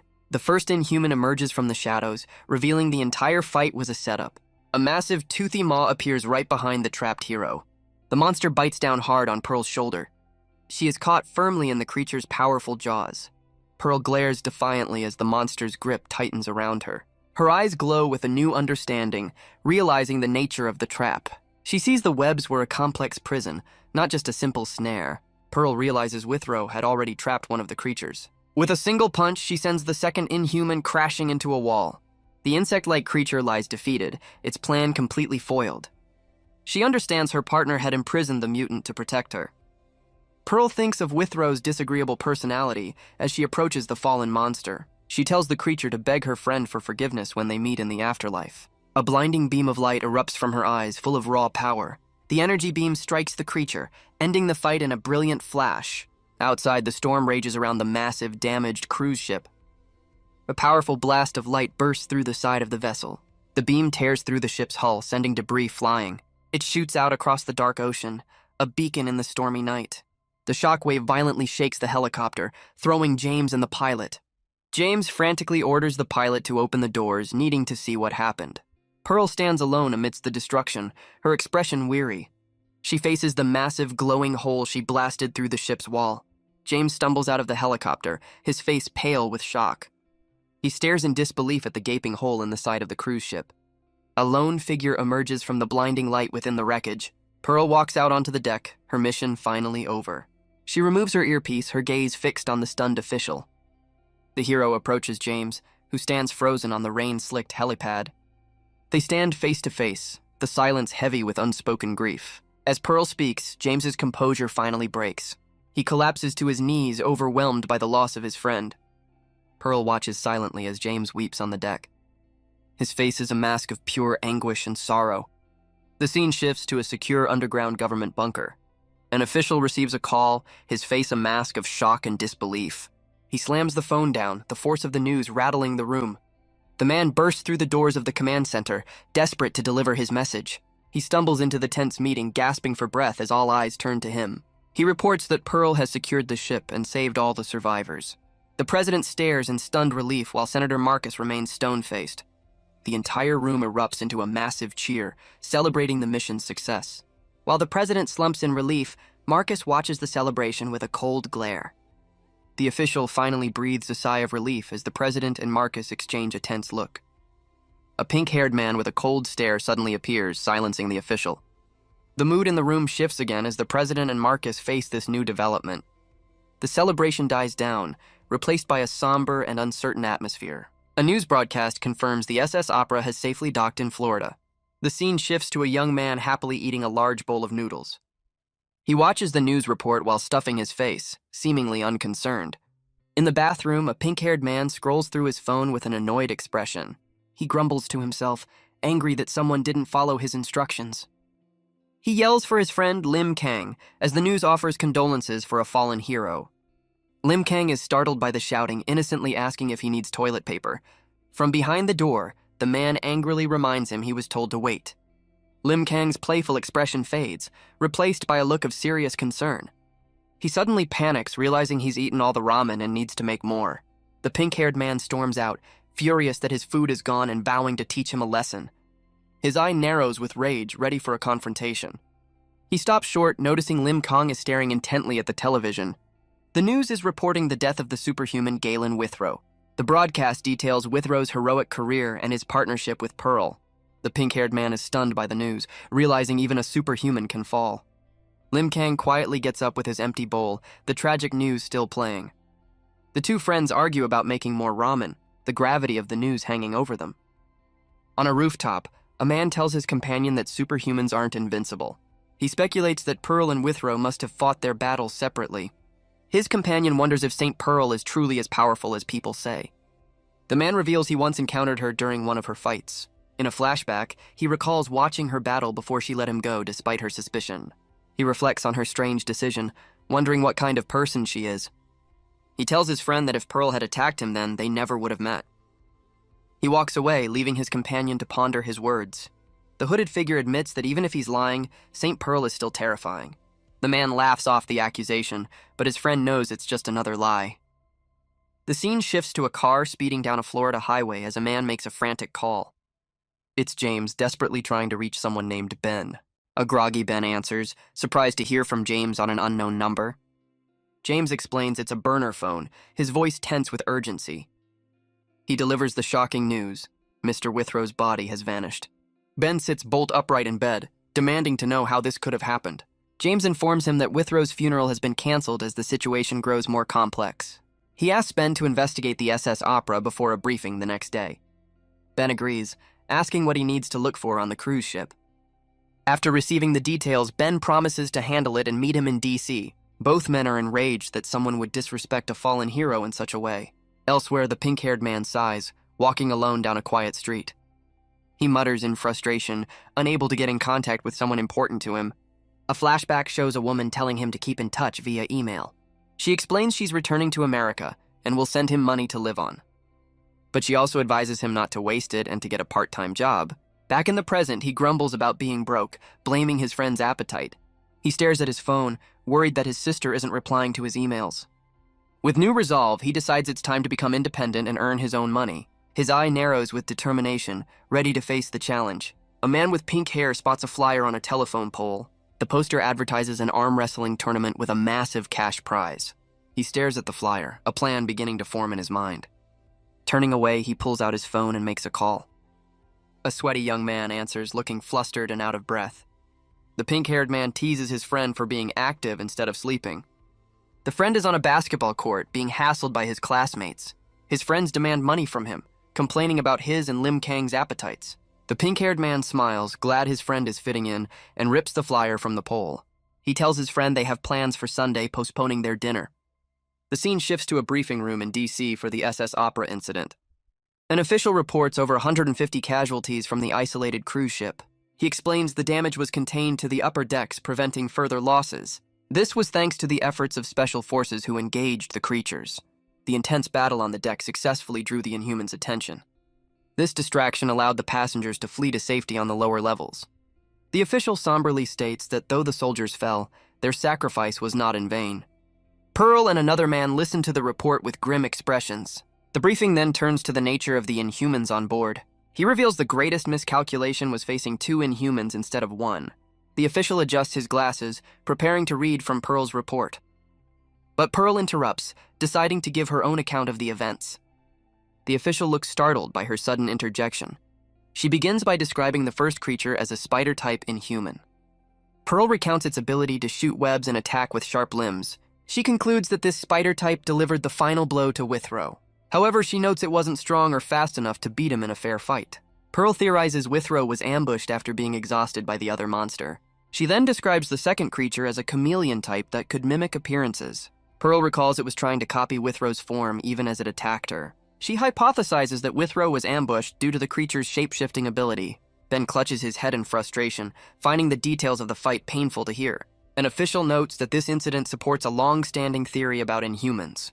He explains that Inhumans are monsters possessing traits from various organisms. The SS Opera incident, however, raises new questions like why two were in the same place. He then reveals the biggest problem of all, the disappearance of Mr. Withrow's body. Pearl confirms the grim news with a steely gaze. The official clarifies that only Withrow's body vanished, while all others were left untouched. He deduces the body was taken before the government team arrived at the ship. Ben sarcastically lists impossible scenarios for how the body could have disappeared. Since none of those make sense, the official turns to the most likely explanation. Pearl concludes that someone on board must have stolen the body. The official confirms it vanished without a trace, leaving them with no leads. He turns to Ben, asking about a request he made earlier. Ben reports that he's requested a data recovery of all the ship's CCTV footage. He expects to find clues in the footage of the event hall where Withrow fell. The three of them share a determined look, vowing to find the culprit. The scene shifts to a computer screen advertising the anicap arm wrestling tournament. In an internet cafe, a group of men stare at the massive prize money on offer. One man complains about lame tournaments full of weak opponents. He admits, however, that the prize money is too tempting to pass up. With a new plan, he orders his men to assemble the entire Gundu gang.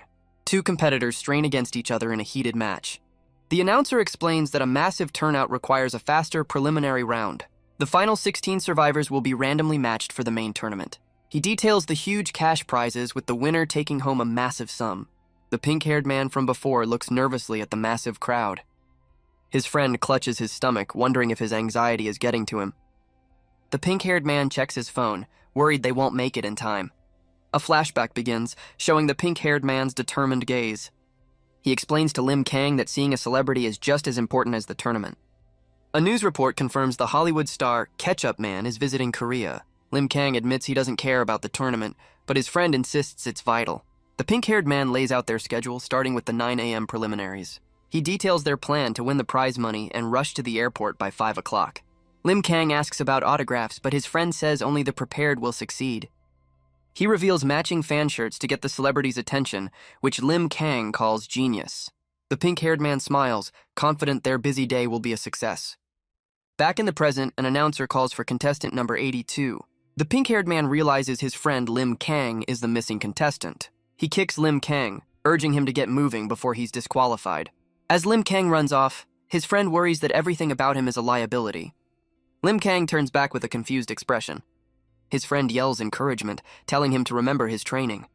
A flashback shows him training Lim Kang to control his strength and act like he's struggling. Lim Kang remembers he must hide his superhuman abilities to avoid suspicion.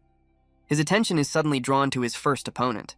A massive man complains about being matched with such a small competitor. The man taunts Lim Kang, telling him to be careful with his wrist. The announcer calls for the preliminary match to begin. The two competitors lock hands, preparing for the match. Lim Kang focuses on controlling his power as his opponent feels his grip and gets serious. The match begins, and the large man puts all his weight into the push. The man's face contorts as he realizes he's about to lose. With a sudden burst of power, Lim Kang slams his opponent's arm down. The force of the impact shatters the surface of the arm wrestling table. Lim Kang looks on as his defeated opponent cries out. The stunned referee declares number 82 the winner of the match. The crowd murmurs in confusion, wondering about the loud noise and gust of wind. Lim Kang's friend adjusts his sunglasses, his eyes wide with shock at the display of power. Back in the briefing room, Pearl identifies the first creature as a spider-type inhuman. She details its attacks, including shooting webs and using sharp, knife-like tentacles. Pearl concludes the spider-type delivered the final blow to her fallen partner. She recalls that while strong, it wasn't powerful enough to defeat Withrow in a fair fight. Her theory is that Withrow was ambushed after being exhausted by the other monster. Pearl then describes the second creature as a chameleon type with shape-shifting abilities. She remembers it was attempting to copy Withrow's form, even as it attacked her.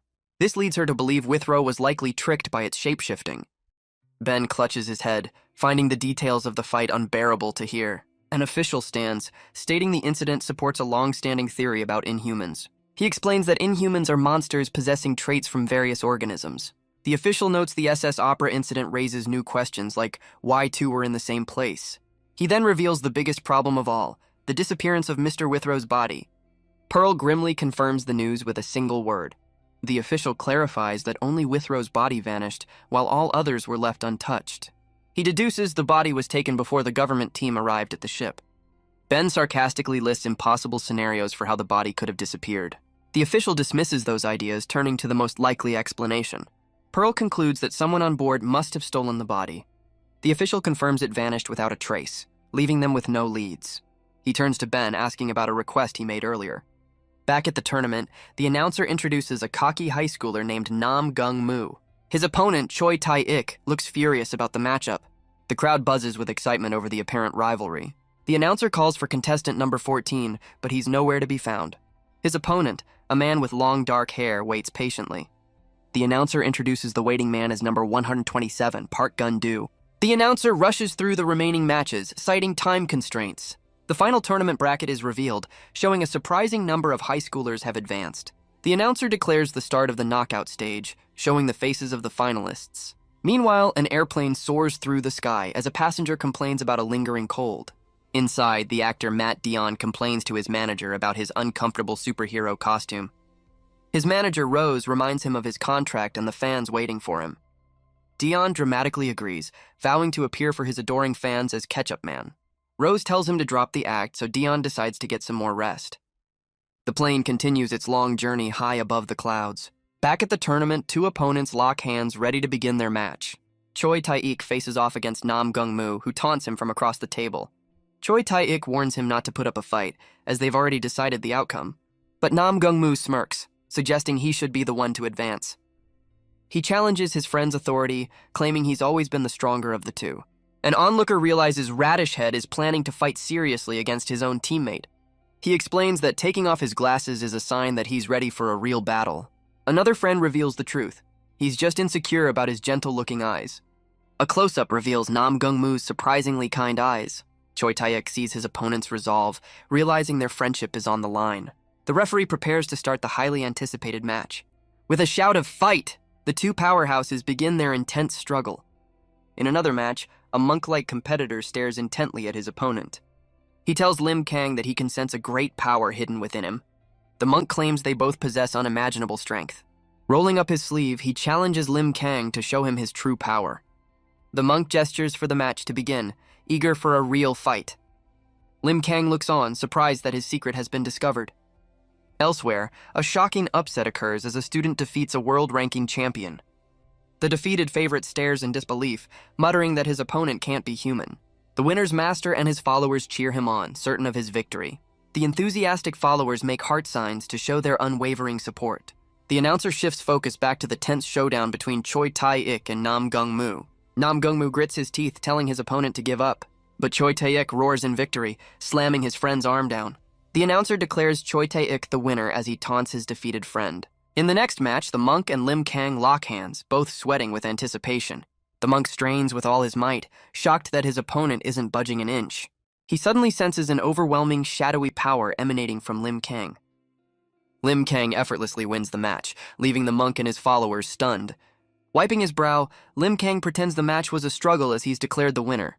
The announcer moves on, noting that Park Gun-do's opponent is still missing. As a result, the judges have disqualified contestant number 14. Park Gun-do moves on to the next round by default, a slight smirk on his face. A text message reveals the truth. His men took care of contestant 14 for him. Gun-do's smirk widens, his plan having worked perfectly. He walks through the venue and spots his two underlings, Choi Tae-ik and Nam Gung Moo. The two men turn, their expressions turning to shock as they see their leader. Without a word, Gun-do delivers a swift strike to Nam Gung Moo. He then turns his attention to Choi Tae-ik, pointing a finger in his face. Gun-do follows up with another powerful blow, striking Choi Tae-ik. He stands over his two men, who are now bowing on the floor in submission. Other contestants watch the sudden confrontation with confused expressions. Gun-do looks down on his defeated underlings with disappointment. He scolds them, asking if they think their pathetic display is a real fight. His cold glare shows his utter disgust with their performance. Gun-do turns and walks away as the announcer calls out to him. The announcer warns him that leaving the stage will result in a forfeit. Both the announcer and Lim Kang are baffled by the strange turn of events. The tournament proceeds, with the bracket showing the semi-final matchups. The next match begins. Choi Tae-ik versus Lim Kang. In the crowd, a student recognizes Lim Kang from his school. A group of bullies gossip about Lim Kang's surprising success and Gundu's sudden departure. Choi Tae-ik warns his opponent that he's in a terrible mood today. He threatens Lim Kang, telling him to lose quickly without a fight. The referee shouts, "Fight!" as the two competitors lock hands. Choi Tae-ik is stunned, realizing Lim Kang is actually resisting him. Lim Kang struggles to control his immense strength, remembering his training. With a sudden twist, Choi Tae-ik cries out in agony from the unexpected force. Lim Kang looks over in surprise, realizing he wasn't paying attention. The announcer reports that Choi Tae-ik has collapsed from a sudden injury. Lim Kang is declared the winner, advancing to the finals as he feigns injury. The announcer hypes up the crowd after a long and grueling tournament. It's finally time for the long-awaited final match of the Ali Cup. Lim Kang nervously faces his final opponent, a large, intimidating man. The scene suddenly shifts to the Incheon airport tarmac. A massive, monstrous foot smashes into the ground, shattering the concrete. A giant blue inhuman lets out a low growl, its presence terrifying. Back at the tournament, the pink-haired man wipes his brow, proud of his friend. He watches as Lim Kang celebrates his victory in the distance. His attention shifts to the other finalist and his cheering followers. The pink-haired man scoffs at the over-the-top display of support. The announcer declares that the final match is about to begin. The opponent introduces himself as Lee Moon-gu, a martial arts instructor. He wishes Lim Kang a good match, who nervously agrees. Their hands finally meet as the announcer builds the unbearable tension. The referee holds their locked hands, ready to start the final showdown. The two finalists stare each other down, their focus absolute. As the match begins, the pink-haired man anxiously reminds Lim Kang to act his part. In the crowd, the monk and his followers pray for their master's victory. With a shout of "Fight!" the final arm wrestling match begins. The two powerhouses strain against each other, their strength shaking the stadium. Elsewhere in the crowd, a group of thugs plot to take the prize money from the winner. Lee Moon-gu's master and followers cheer him on from the sidelines. The two finalists' hands are locked in a sweaty, intense grip. A close-up reveals Lee Moon-gu's eye, filled with sheer determination. He grits his teeth, realizing this is no longer just a simple match. An elephant appears, symbolizing the immense pressure he's enduring. A symbolic image shows a figure being crushed by a massive fist. The two competitors are locked in a dead-even struggle across the table.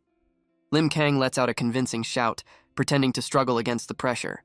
With a final calculated push, Lim Kang slams his opponent's arm down. The pink-haired man celebrates the natural-looking win, while Lee Moon-gu curses his defeat. The referee raises Lim Kang's hand in victory. The announcer declares number 82, Lim Kang, the winner of the tournament. He congratulates the new champion, asking about his plans for the prize money.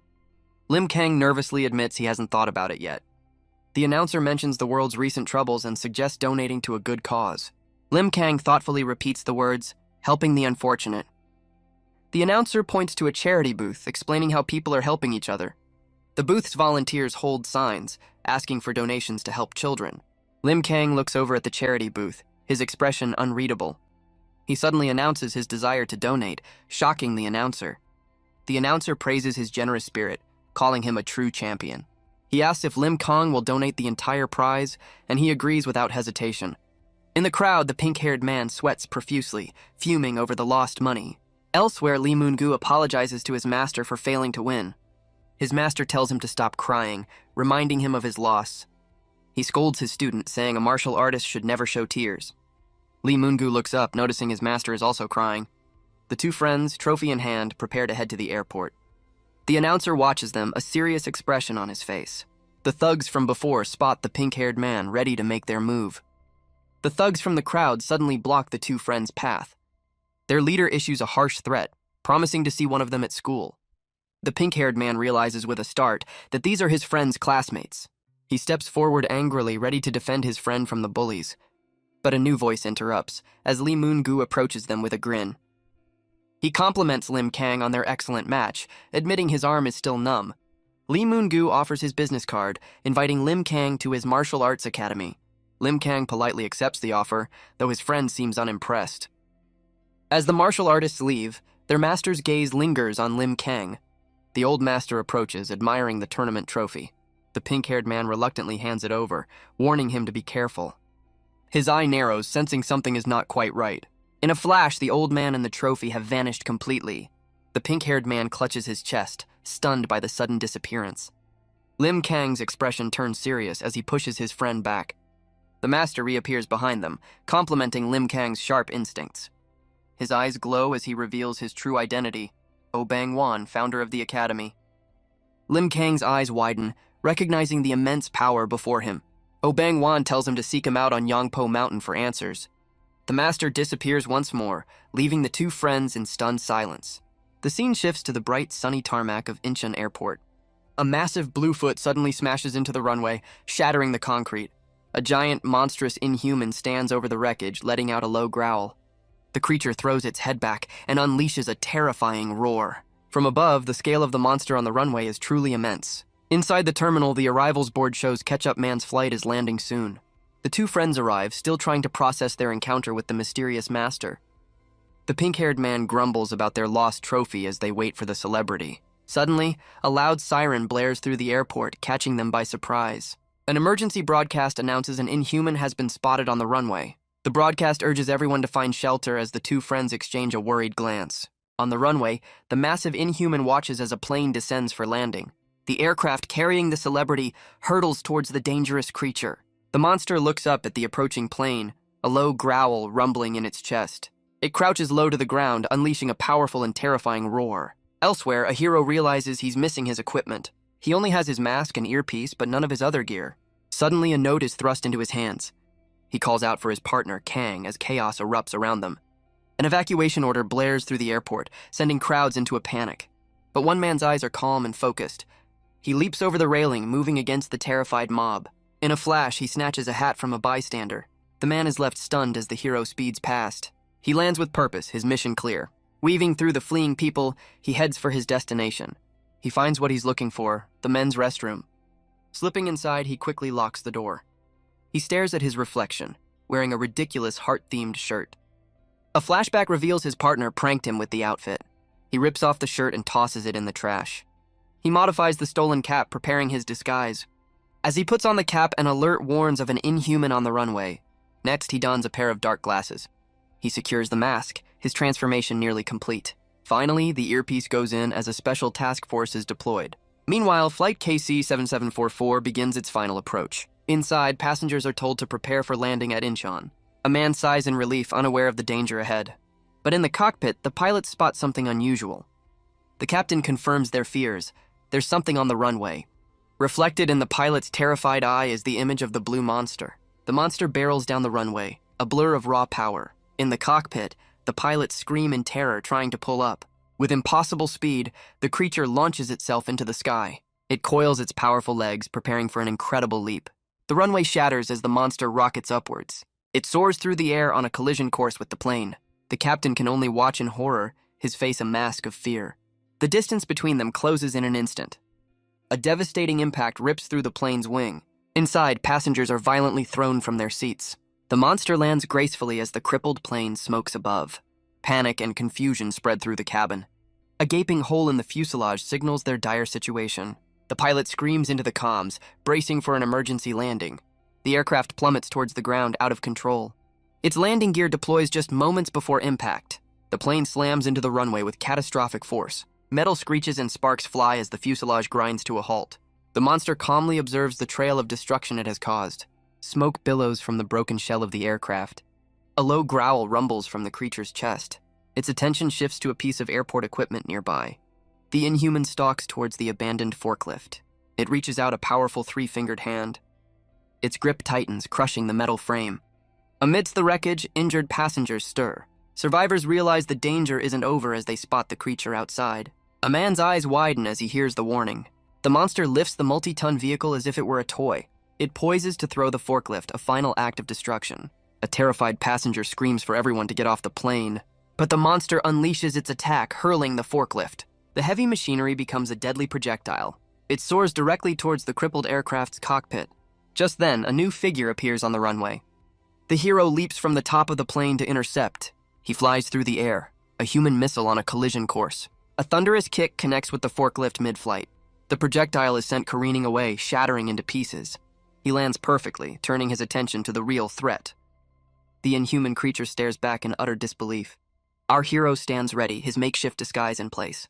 Behind him, the deflected forklift crashes, shattering the tarmac. Inside the plane, a survivor watches in stunned silence. He recognizes the man, whispering the word superhuman. The two powerhouses face off as the monster lets out a furious roar. The hero calmly walks over to the wrecked forklift. With a single hand, he lifts the multi-ton machine. The monster's eye widens, watching this impossible display of power. He throws the forklift back with even greater force. The machine hurtles through the air like a cannonball. The monster braces itself for the incredible impact. It's sent flying, crashing hard into the runway. But it recovers instantly, rocketing back into the sky. Its eyes glow red as it charges forward in a rage. The hero meets the attack head-on with a flying kick. His foot slams into the creature's side with immense power. The monster is stunned, its face twisted from the blow. Before it can recover, a powerful fist flies towards its head. The punch connects, sending the inhuman plummeting to the ground. The creature plummets from the sky, a defeated blur. It hits the ground with the force of a bomb. Our hero stands tall as the dust settles from the impact, but a flicker of doubt crosses his eyes. He realizes the blow felt strangely soft, like hitting clay. He tries to contact his partner through the earpiece. Kang finally answers, asking where he is. His partner is safe inside, working from a computer terminal. He explains he's hacking the control tower cameras to get a visual. Kang promises to monitor the situation as soon as he gains access. The hero tells his partner to stop and go home. Kang's face fills with worry, understanding the immense danger. Suddenly, the monster bursts from the dust cloud, ready to attack. It lands a surprise blow, sending the hero reeling. Stunned, he struggles to regain his footing, but he catches the monster's arm before it can strike again. With a powerful twist, he swings the creature off its feet. He hurls it across the runway, sending it skidding through the dirt. The monster crashes through the glass wall of the airport terminal. The hero's eyes narrow, his focus unbroken. He stomps the ground, preparing for his next move. He charges towards the terminal building at full speed. Inside, the monster's body begins to strangely contort. The hero senses that something is wrong. The creature suddenly spews a dark, unknown substance. He's caught off guard by the bizarre projectile attack. The monster lunges forward, its fist glowing with energy. A powerful punch connects with the side of the hero's head. He retaliates instantly with a devastating uppercut. The hero follows up with a crushing headbutt. The hero's mask is knocked askew, but his eyes burn with resolve. He plants his foot, facing down the recovering inhuman. With a lightning-fast move, he seizes the creature's arm. The monster is sent hurtling backward from the powerful throw. He watches his opponent fly across the tarmac, preparing for the next move. But the creature just stands there, making a strange gurgling sound. Confused by its bizarre behavior, the hero wonders what it's doing. He calls out to his partner Kang, demanding an update. Kang reveals he's hacked the newsfeed. The entire fight is being broadcast live. The hero scolds him for not leaving, but Kang insists he's part of the team. His partner refuses to run, vowing to stay and help however he can. Touched by his loyalty, the hero asks for the monster's current status. The creature's body begins to swell and contort into a grotesque new form. The hero's eyes widen in disbelief at the sudden transformation. In a flash, the monster's body bursts, releasing dozens of strange spheres. He looks up as the mysterious projectiles fill the sky. The spheres rain down, smashing into the airport terminal. They crash into the runway and the wrecked plane, causing more damage. The entire area is bombarded by the strange egg-like objects. A closer look reveals distorted faces trapped inside the translucent shells. One of the eggs smashes through the glass right in front of Kang. He stares in stunned silence, sweat beading on his brow. His eyes are fixed on the bizarre object that landed just feet away. Elsewhere, a group watches the broadcast, realizing the projectiles are eggs. They identify the situation as abnormal, clearly monitoring the event. Two members question if the hero can handle this alone and suggest recruiting him. Their leader listens intently, her expression grim and calculating. Back at the airport, a monstrous hand shatters one of the eggs from within. A new, smaller creature emerges from the broken shell. The newborn monster stumbles forward, adding to the growing threat. Hiding in terror, Kang watches one of the newborn creatures wander the terminal. A sudden static burst in the hero's earpiece startles both him and a nearby monster. Kang frantically tries to call for help, but his phone goes unanswered. The small monster spots him, letting out a terrifying screech. In a fit of rage and panic, he smashes his phone on the desk.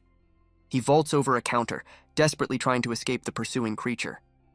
Elsewhere, another egg hatches, revealing a pulsating, fleshy mass. The creature rapidly transforms into a powerful, muscular red monster. The hero's eye widens, sensing the arrival of a much greater threat. He turns to face the imposing red inhuman which stands ready for battle. Suddenly, Kang's terrified screams erupt from the hero's earpiece.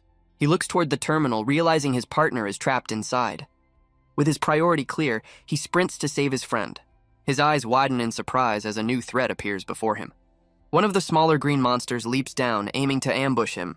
The hero twists away, narrowly dodging the surprise attack. He immediately counters with a powerful fist aimed at the creature's head. The punch connects with incredible force, sending the monster flying. He stomps the ground, launching himself into the air after his opponent. Soaring through the air, he flies through the shattered terminal window. His eyes lock onto the new, more powerful red monster. The hero prepares to engage the much larger, more dangerous foe, but the red monster effortlessly catches his fist, stopping the attack. It overpowers him, slamming him into the ground with immense force. The hero lies in a crater as the red monster looms over him. The creature descends, its eyes glowing with a menacing purple energy. It crashes down like a meteor, creating a massive shockwave. Inside, Kang is cornered by the smaller monster, panting in exhaustion. He realizes he's out of options, his escape plan a failure. He desperately tries to rally himself, urging his mind to find a way out. Kang is stunned to find another survivor hiding in the terminal. He panics, caught between the monster and the terrified woman. The small green inhuman lets out a guttural roar, flexing its muscles. The woman's scream draws the creature's unwanted attention. It turns and begins to stalk towards her hiding spot. The monster closes in, growling as the woman covers her mouth in fear. Suddenly, a red blur flies directly at the creature's head. Kang smashes a fire extinguisher into its face, creating a distraction. He yells for the woman to run, but the monster grabs his leg. A cry of pain escapes him as its grip tightens like a vice. The creature effortlessly flings him across the terminal floor. A brutal blow connects with his face, sending him reeling. He slams into a wall, slumping to the ground, dazed and injured. The monster looms over him as he struggles to push himself up. He finally understands the danger his partner has been facing alone. A memory of the hero's determined face flashes through his mind. Tears stream down his face as he thinks of his friend's lonely battle. With newfound resolve, he glares at the monster, ready to face his end. Just then, a powerful force slams into the creature. A devastating kick sends the monster flying backward. A new, heavily augmented man lands with a thud, his presence commanding. The newcomer B reports that the adult inhuman is engaged with someone called Whitecap. He orders his team to handle the smaller creatures while he provides support. The augmented soldier surveys the scene, his eyes landing on the injured Kang. Kang's eyes widen in terror as he recognizes the man from a dark memory. The defeated monster begins to stir, not yet out of the fight. The soldier unzips his red hoodie, revealing a cybernetic chest plate. He casually tosses the garment aside, preparing for action. His cybernetic arm whirs and clicks as he readies his weapon systems. A flashback shows his modification surgery is complete, but a new weapon is still pending. A flashback reveals a new weapon called the Kesser Rail, with unimaginable power. Its power source was a problem, until the creation of the Natom capsule. A new genius at headquarters developed the capsule, shocking everyone with her skill. The soldier's new cybernetic prosthetics were also based on her advanced tech. But the technology is unstable, and he is warned that he's a human test subject. The man explains the weapon's trigger, and its 2-minute time limit per capsule. Back in the present, the soldier's cybernetic hand begins to transform. It reconfigures into the powerful Kesser Rail weapon system. He glares at the recovering green monster preparing for battle. The soldier calls out for his partner C. A cybernetically enhanced dog sprints across the terminal floor. The dog C arrives carrying a harness loaded with energy capsules. He swiftly grabs a Natom capsule from the dog's back. The soldier slams the power source into his cybernetic arm. He screams as immense energy surges through his body. His eyes glow with newfound power and determination. The green monster lunges forward, ready for another attack. He unleashes a devastating blast from the Kesser Rail. The monster is completely disintegrated by the overwhelming force. Elsewhere, more of the small green creatures swarm the crashed plane. They begin tearing through the metal fuselage with their bare hands. Inside, the terrified passengers are thrown around by the violent assault. One man stands up, trying to rally the other survivors. He urges all able-bodied men to find weapons and prepare to fight. But another passenger screams at him, calling the idea insane. He argues that fighting an inhuman is just a way to get killed faster. An older man tries to calm the situation, but is rudely dismissed. Suddenly, the side of the plane is violently smashed inward. The passengers stare in stunned silence at the new opening. A green monster peers through the hole, its gaze fixed on the people inside. A flashback shows a man forcefully inserting a capsule into another's chest. The soldier aims his newly formed arm cannon, his expression grim. He fires a powerful blast, sending the green monster hurtling backward. The creature reels in agony, its face heavily damaged from the impact. The soldier takes aim again, his weapon pointed at the monster's ruined head. A second blast of pure energy erupts from the Kesser Rail. The monster's upper body is completely gone, leaving only a defeated husk. The soldier realizes his powerful weapon isn't strong enough for a one-hit takedown. His earpiece beeps, alerting him to a new threat. A holographic display reveals another creature has been drawn by the commotion. He grits his teeth, wondering just how many monsters he has to face. The cybernetic dog barks, and the soldier looks down, a bead of sweat on his face. His partner C only has one energy capsule remaining on his harness. Surrounded by monsters, the soldier fears this might be his final stand. Outside, terrified screams echo from the damaged airplane. A passenger inside questions the futile command to run. Suddenly, a massive force smashes into the side of the aircraft. The impact rips a gaping hole in the plane's fuselage. Through the smoke and debris, a new figure begins to emerge. A man with an eye patch appears, demanding to know where the monster's leader is. On the tarmac, one of the green creatures is instantly crushed from above. A woman inside the plane points in shock at the new, brightly dressed hero. Her relief is short-lived as another monster enters the cabin behind her. The creature lets out a guttural roar, its eyes scanning the terrified passengers. But the new hero stands before it, completely unfazed.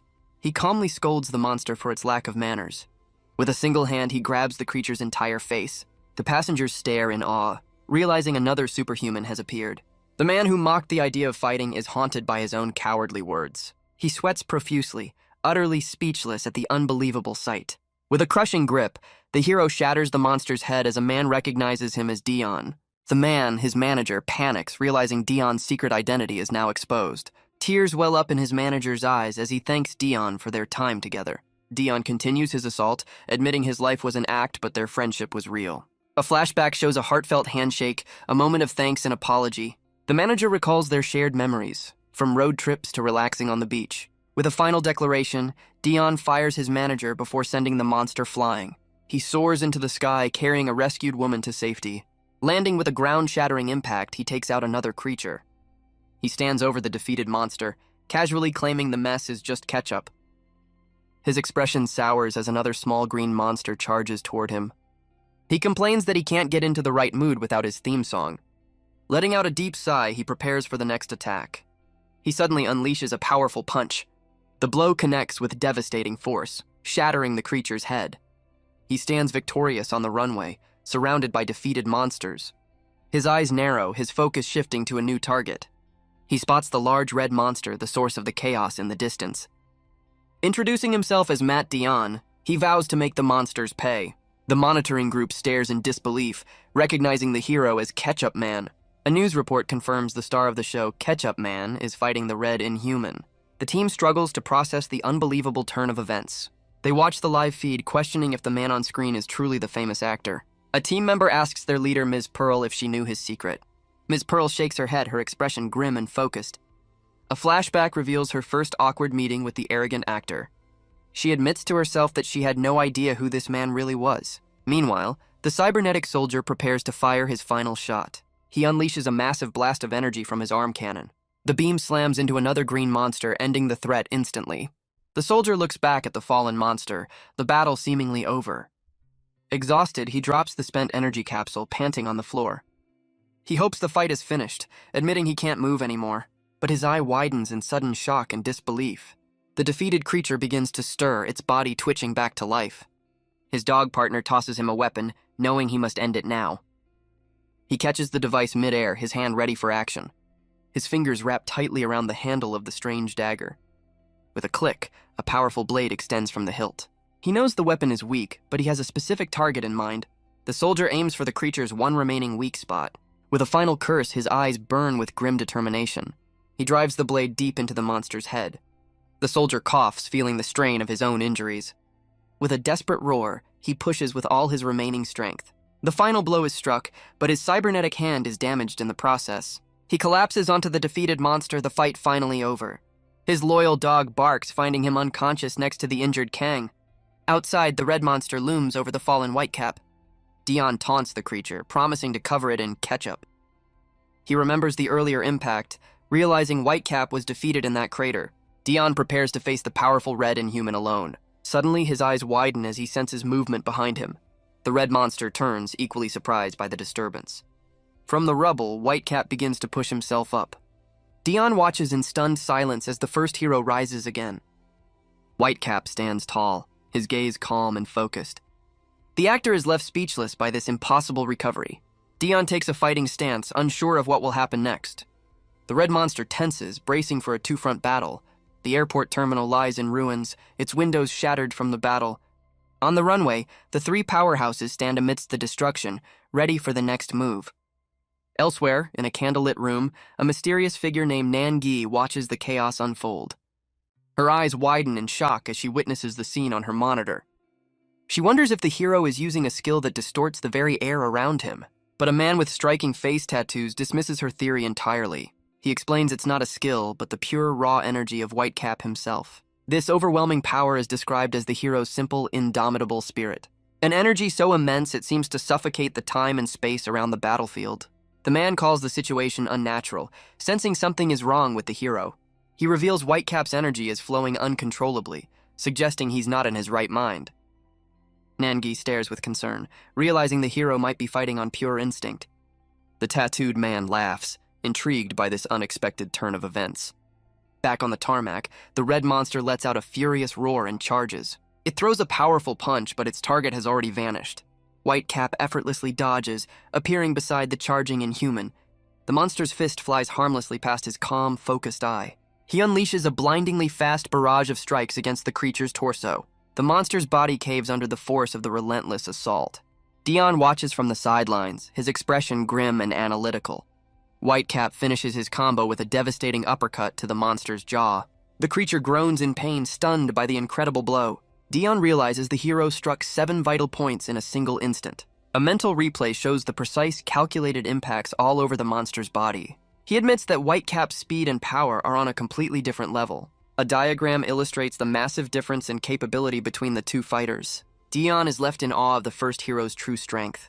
Yet he senses something is off, questioning Whitecap's current condition. The red monster's arm begins to swell and contort into a new shape. It transforms into a shadowy mass as Whitecap reaches out, his intentions unclear. A massive red fist slams directly into Whitecap's face. His eye is caught in the crushing grip of the inhuman's hand. The hero is completely engulfed by the monster's powerful fist. Its grip tightens, applying immense and overwhelming pressure. With a final squeeze, the fist seems to burst with raw force. But it's the monster who is sent flying, its arm shattering from the impact. Pieces of the creature's limbs scatter across the damaged runway.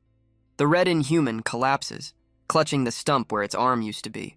Dion believes the fight is over, but quickly realizes his mistake. A mysterious voice suddenly commands them to hold up. Both heroes turn in surprise toward the unexpected presence. Dion demands that Whitecap release the monster, utterly confused by the command. A new cloaked figure appears, stating that this is not a request. It stands over the battlefield, addressing both Ketchup Man and Whitecap. Dion is stunned, realizing this new inhuman can actually speak. He questions what this new being is, as all three fighters stare it down. The cloaked figure mocks their confusion, asking if it's because it's an inhuman. The hero, the monster, and the actor all watch the newcomer with caution. It scoffs at humanity's contradictory nature, fearing what they see as inferior.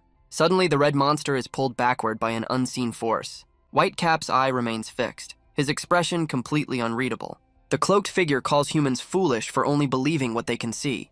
The injured red monster is dragged helplessly across the tarmac. It reveals that the very term inhuman was a human invention.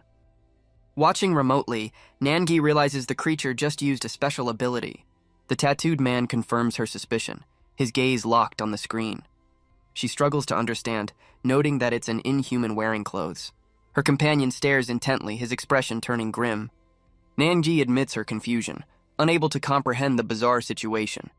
The tattooed man agrees, calling the clothed creature an unbelievable monster.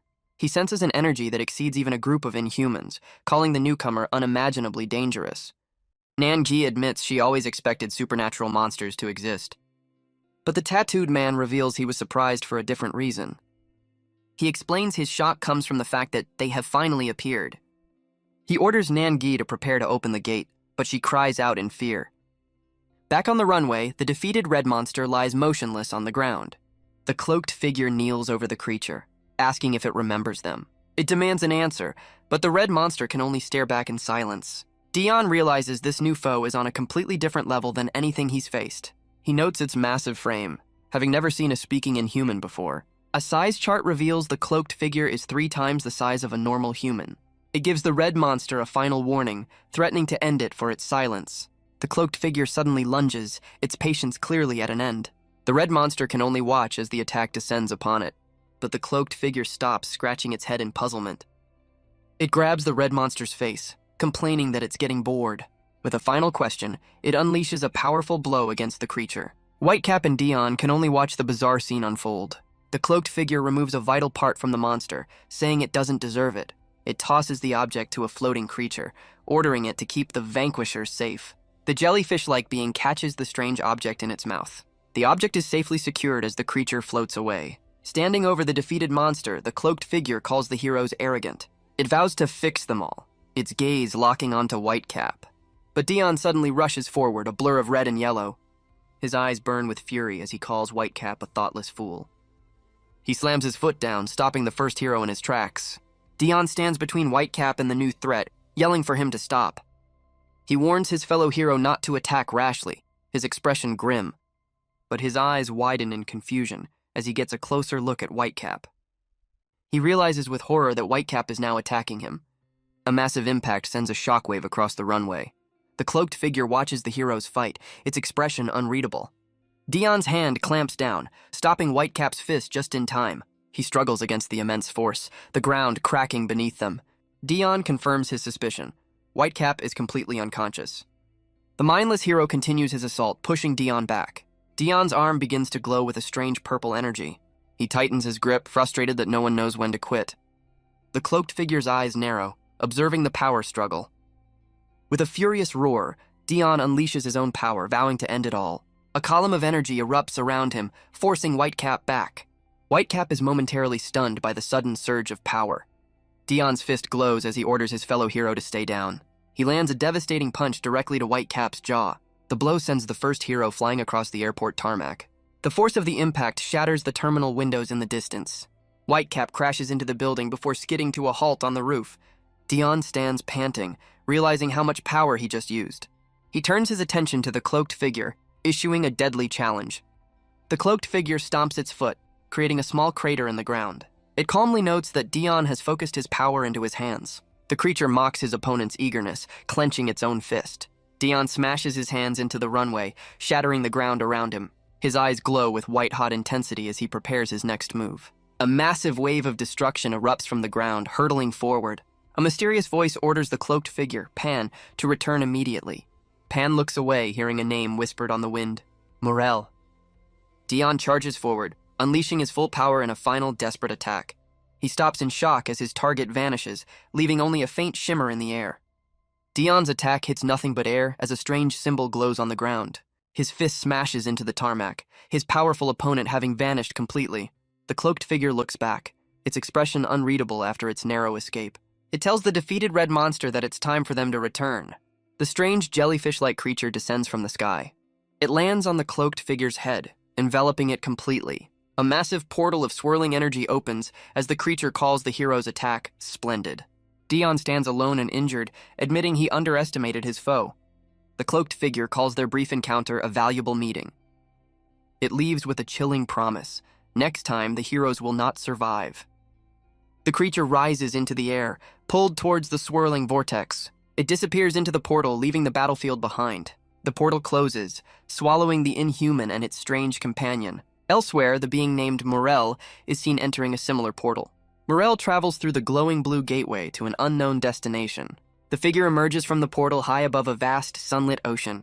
It plunges into the water, sending a massive splash into the air. Deep beneath the waves, its eyes glow with an otherworldly light. The scene shifts to 2012, where a submersible drone explores the ocean depths. The crew monitors the drone's slow descent into the crushing darkness. Their vessel, the Drewhill Mackay 2, enters the deep mesopelagic zone. The crew remarks on the spooky darkness as they pass 290 meters. Another crewman compares their mission to opening Pandora's box. Inside the control room, the pilots discuss their uncertain plan. As they reach maximum range, one of the crew admits his exhaustion. The chief lectures his team on the true meaning of exploration. He's suddenly cut off by an urgent call from his subordinate. The sonar has detected a strange reflective wave from the abyss below. Realizing they're close to the bottom, the chief orders them to slow down. The submersible continues its careful descent into the unknown. The chief orders his crew to prepare the camera for their final approach. His eyes suddenly widen, sensing something is amiss in the darkness. He squints at the monitor, spotting a faint shape in the deep abyss. A crew member reports the submersible's lights are only at half power. The chief gives the order to push the lights to their maximum output. The vessel's powerful beams cut through the crushing blackness of the ocean. A brilliant light illuminates the water, revealing what lies below.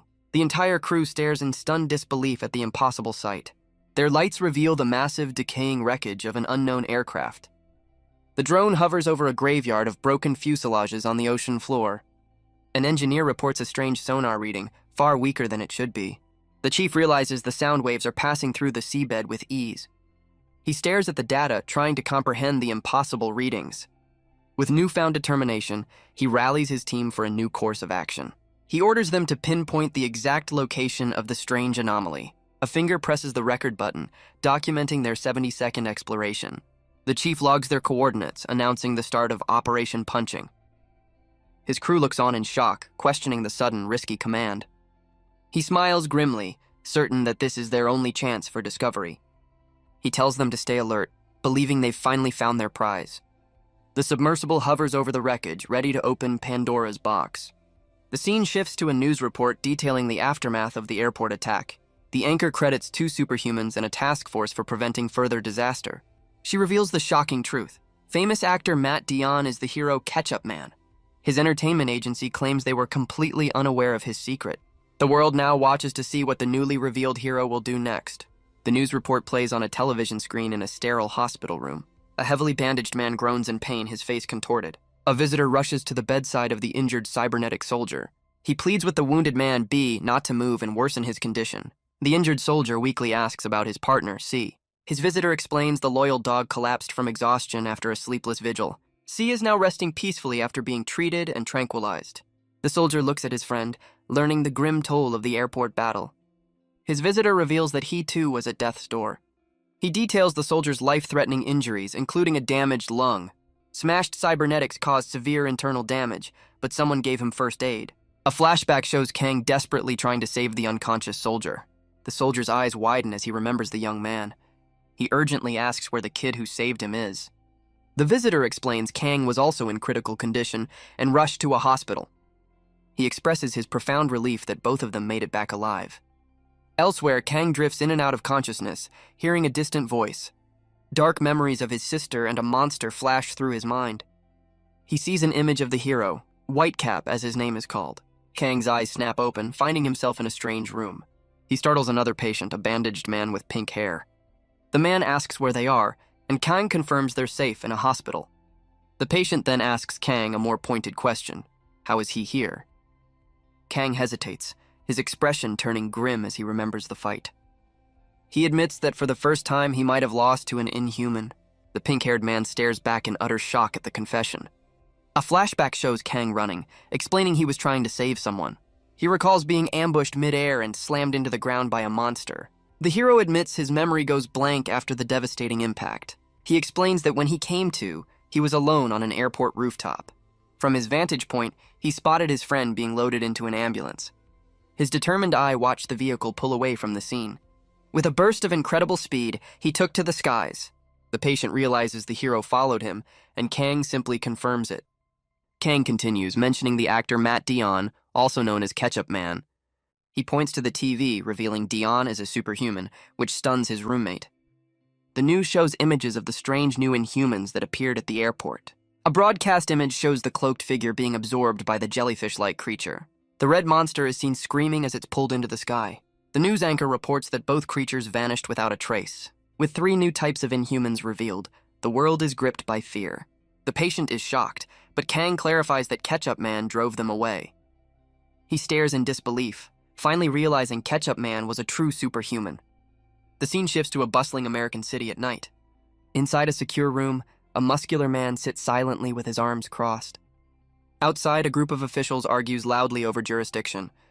A powerful woman in a superhero costume enters, silencing the room.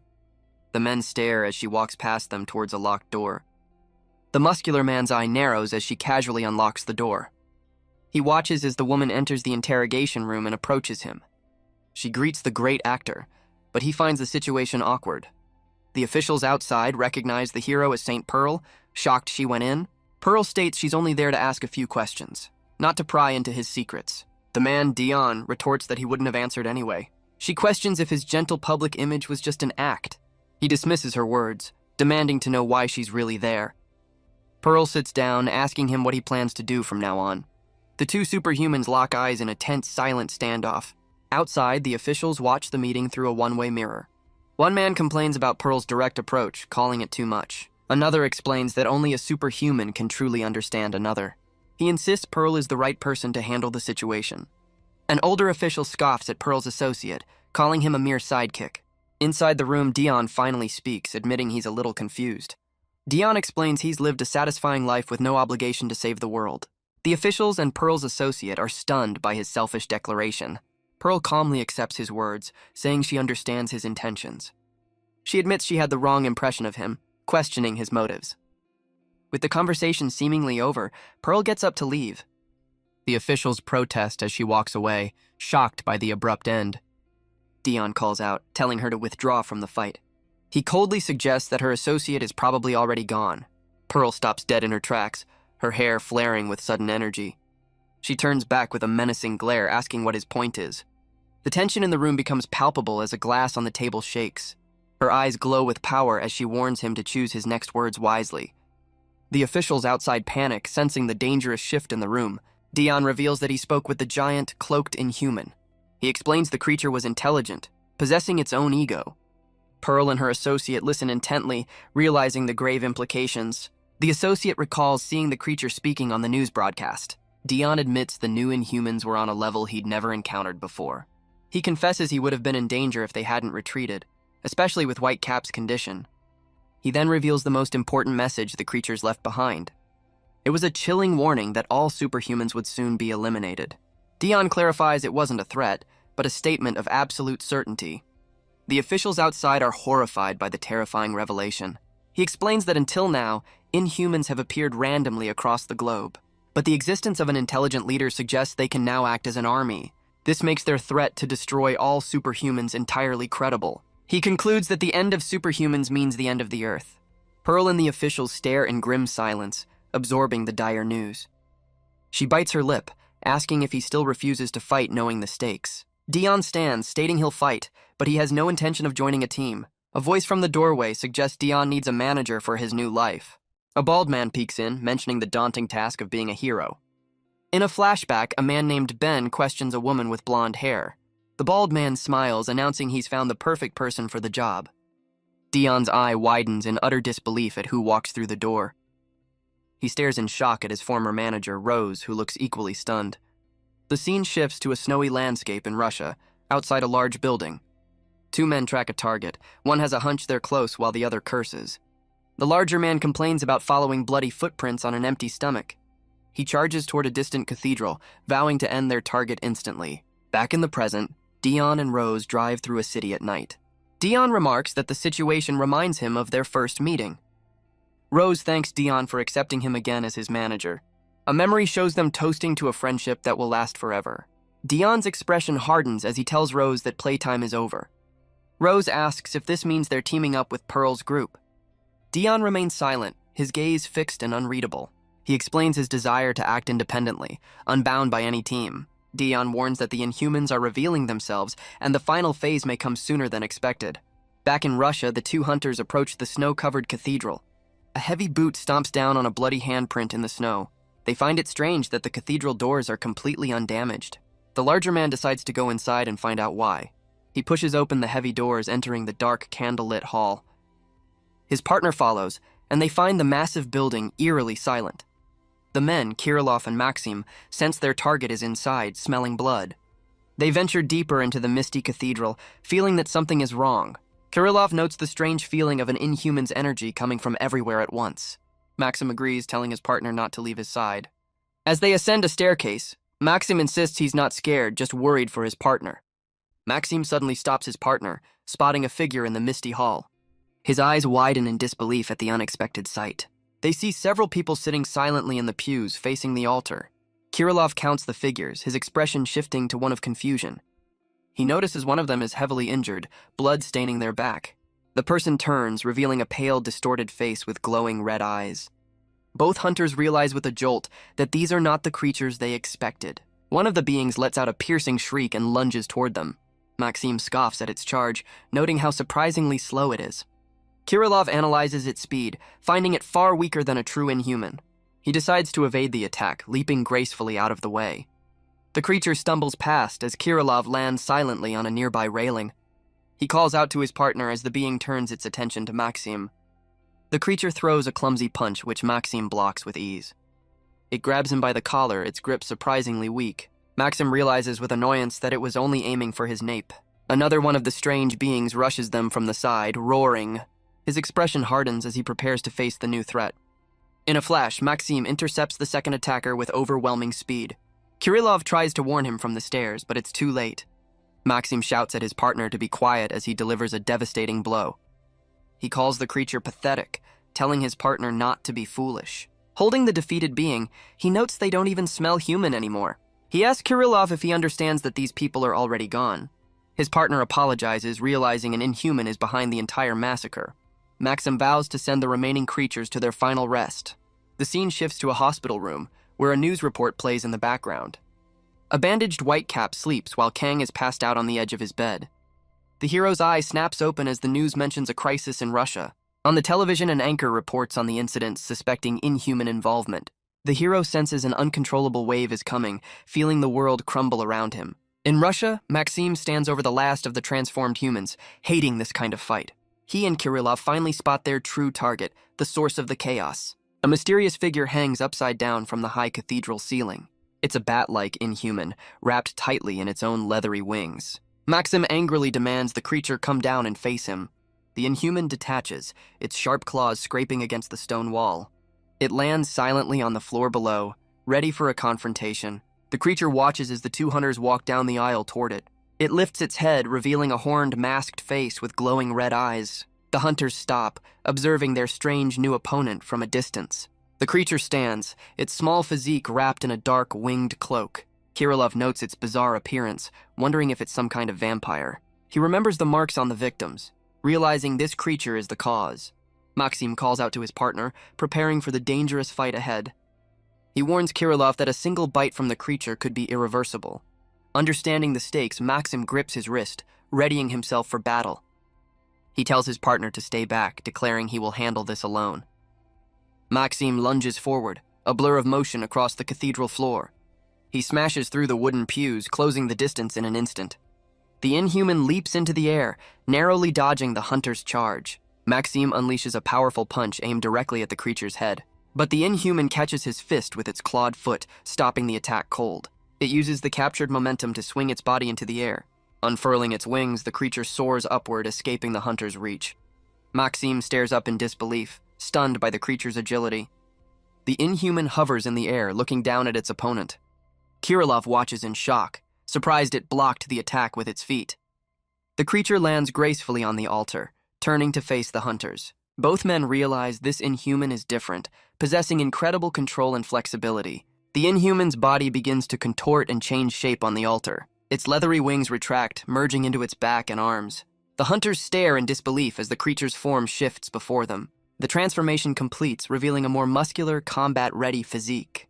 Its red, masked face looks down at them, its sharp teeth bared. Kirillov realizes its wings have become weapons, sensing its immense fighting spirit. The creature speaks, revealing it was a warrior favored by someone named Pan. Both men are stunned into silence, shocked that this inhuman can talk. It accuses them of defeating a warrior named Ophir, impressing its master. The hunters try to recall the name, wondering if it was a past foe. The creature crouches on the altar, its arm blades poised for an attack. It unleashes a powerful sonic scream that shakes the entire cathedral. The hunters clutch their heads, overwhelmed by the piercing sound wave.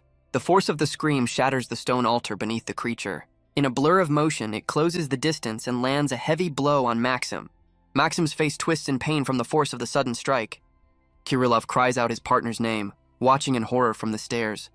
With a grunt, Maxim grabs the creature's arm, stopping its assault. He clenches his other fist, his expression filled with rage. Maxim throws a powerful counterpunch directly at the inhuman's face. The creature digs its claws into the floor, bracing for the impact. But its hand shoots up, catching Maxim's fist with ease. The inhuman stares back, completely unfazed by the hunter's strength. Maxim's eyes widen in utter shock, His most powerful attack stopped cold.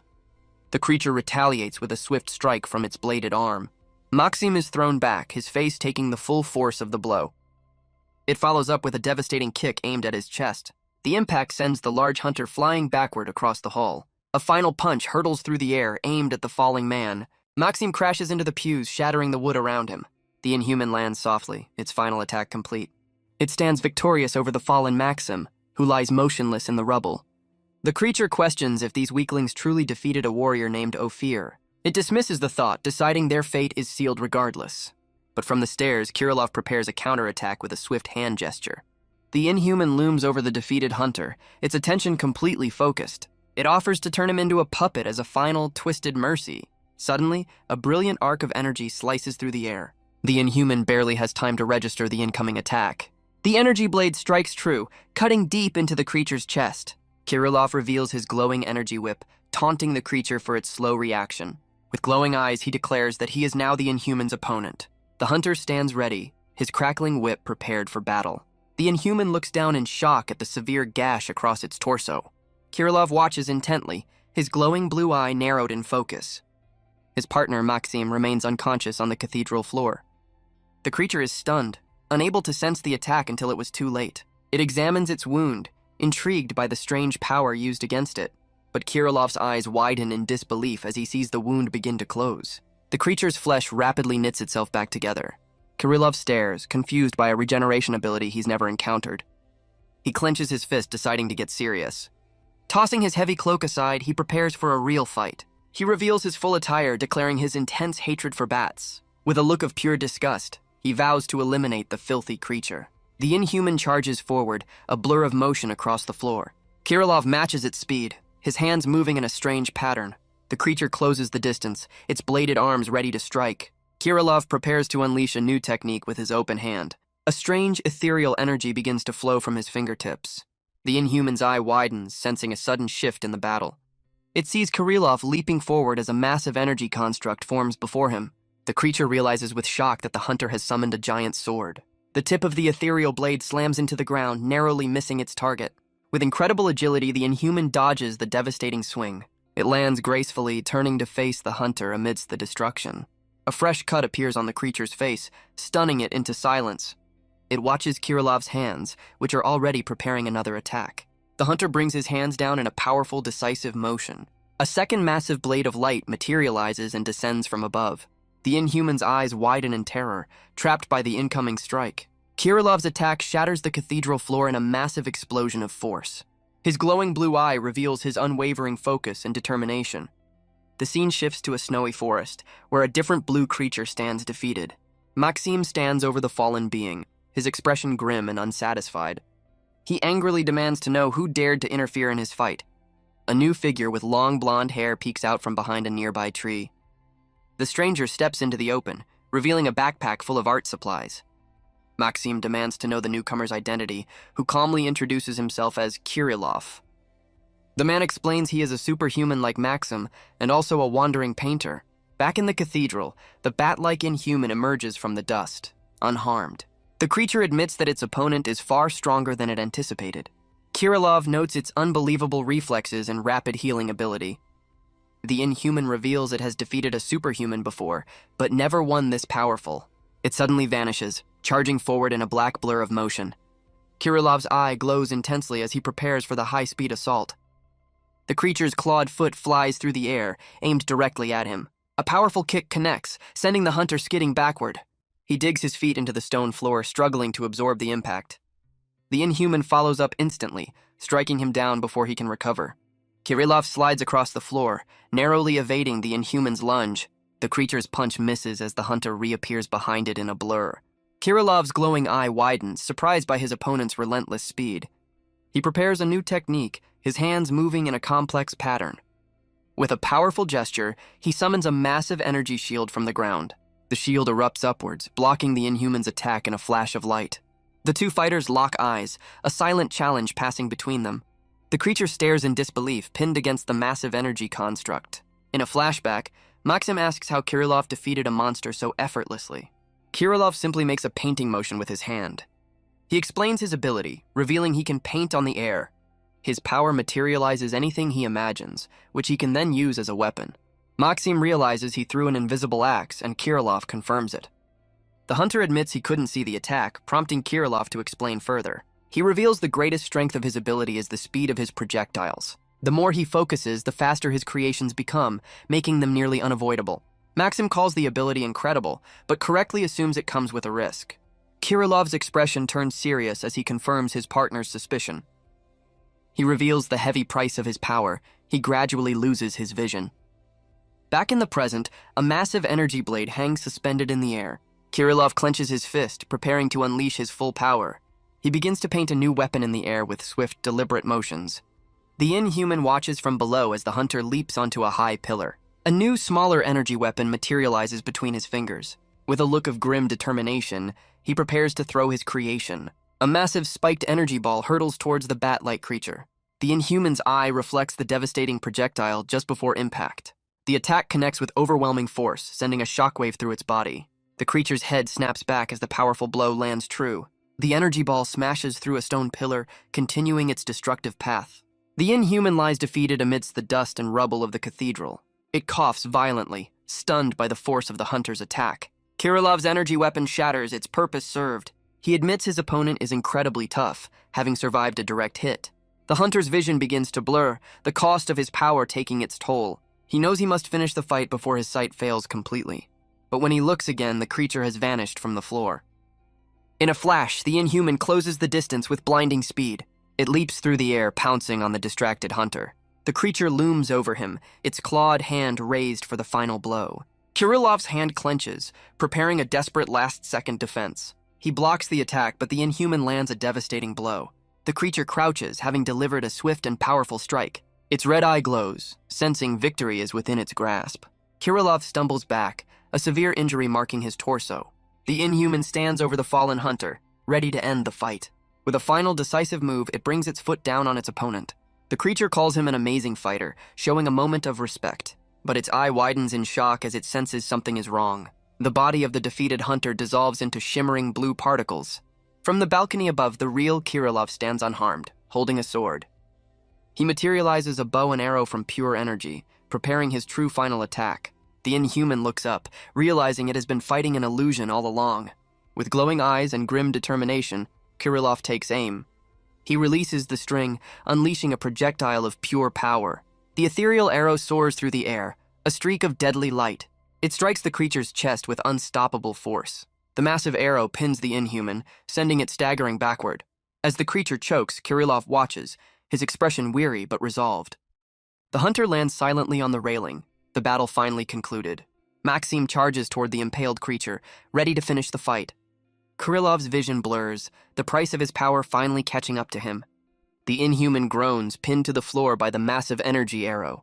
With a surge of defiance, it grips the shaft of the weapon in its chest. Kirilov's eye widens in disbelief at the creature's resilience.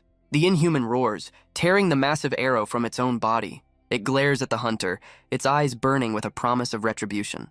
Kirilov can only stare, questioning what kind of monster he's truly facing. His focus is suddenly broken by a new presence entering the hall. Maxim arrives, his heavy footsteps echoing through the ruined cathedral. A flashback reveals Kirilov once joked he followed Maxim for food, but the real reason was his belief that Maxim would be a great leader. The inhuman looks up as Maxim declares it's because he's the stronger one. Back in the present, Maxim stands over the creature as its arm dissolves. Kirilov watches from above, recognizing his partner's serious battle mode. Maxim cracks his knuckles, a menacing shadow falling over his face. The inhuman's eye widens, sensing a dangerous shift in its opponent. It notices Maxim's previously injured arm is now completely healed. The creature coughs, realizing something about the hunter has changed. It stares in confusion, noticing Maxim's body has somehow become smaller. The inhuman rises, challenging the hunter to another round. It clutches its chest, admitting the arrow wound is slow to regenerate. With a furious roar, the creature forces its body to change. Its arm contorts into a grotesque mass of regenerating flesh. Both hunters realize the inhuman is focusing all its energy on healing. The new flesh covers the gaping wound as Kirilov calls out a warning. He urges Maxim to attack, but his partner calmly dismisses the threat. The inhuman's sharp-toothed grin questions the hunter's arrogance. With its arm now a blade, the creature stands ready for the final battle. It thanks the heroes, admitting their power has unlocked its own hidden potential. The Inhuman stands ready, its arm now a grotesque fleshy blade. It unleashes a flurry of attacks, blurring across the cathedral floor. Kirilov's eye widens, shocked by the creature's incredible speed. The Inhuman lands a heavy blow, using Maxim's back as a springboard. It launches itself into the air, flipping over the stunned hunter. Maxim turns just as the creature dives back down for another assault. The bladed arm streaks toward his face, aiming for a finishing blow. In a flashback, Kirilov laughs uncontrollably while Maxim glares at him. Kirilov reveals the name of Maxim's ability, Rapid Digestive Progress, much to his partner's fury. He explains that as Maxim digests, his overall combat abilities increase dramatically. Kirilov notes the power is the opposite of normal logic. The less Maxim weighs, the stronger he is. His partner correctly guesses the catch. Maxim can't activate his ability on his own. Maxim grumbles, admitting his partner is annoyingly sharp. Kirilov deduces that to become stronger, Maxim needs a medium to trigger his power. The hunter reveals that the trigger is the very opponent he's fighting. He explains his power only activates when he's overpowered by a worthy foe. Kirilov calls the ability unfortunate yet attractive, asking how far he's ever pushed it. Maxim states that even a small amount of weight loss boosts his power tremendously. He reveals that his rapid digestion has never once reached its maximum level. Kirilov realizes no one has ever pushed his partner to his true limits and apologizes for laughing. Back in the present, droplets of blood fall onto the cathedral floor. Maxim's hand stops the Inhuman's blade, admitting it's the first to push him this far. With glowing eyes, he congratulates the creature for forcing him to get serious. The hunter clenches his other fist, preparing a devastating counterattack. A powerful punch connects, sending a shockwave through the Inhuman's body. The force of the blow sends the creature hurtling across the ruined hall. It crashes into a stone pillar, stunned by the sudden turn of events. Maxim charges through the dust, closing in on his downed opponent. The Inhuman looks up in terror, realizing its life is about to end. Maxim's face is a mask of pure rage, his eyes glowing with unleashed power. The Inhuman groans, its body contorting as it struggles to rise. Kirilov's eye widens as he sees wings sprouting from the creature's back. With a powerful flap, the Inhuman launches itself toward the ceiling. Its damaged face is a mask of desperation as it soars through the air. Kirilov watches in disbelief, realizing the creature is trying to escape. The Inhuman becomes a blur, rocketing through the ruined cathedral. Its only thought is to get away as it flies towards a high window. But Maxim hurls several spiked projectiles, cutting off its escape route. The hunter leaps into the air, determined to end the fight for good. Maxim roars at the terrified creature, telling it to just die.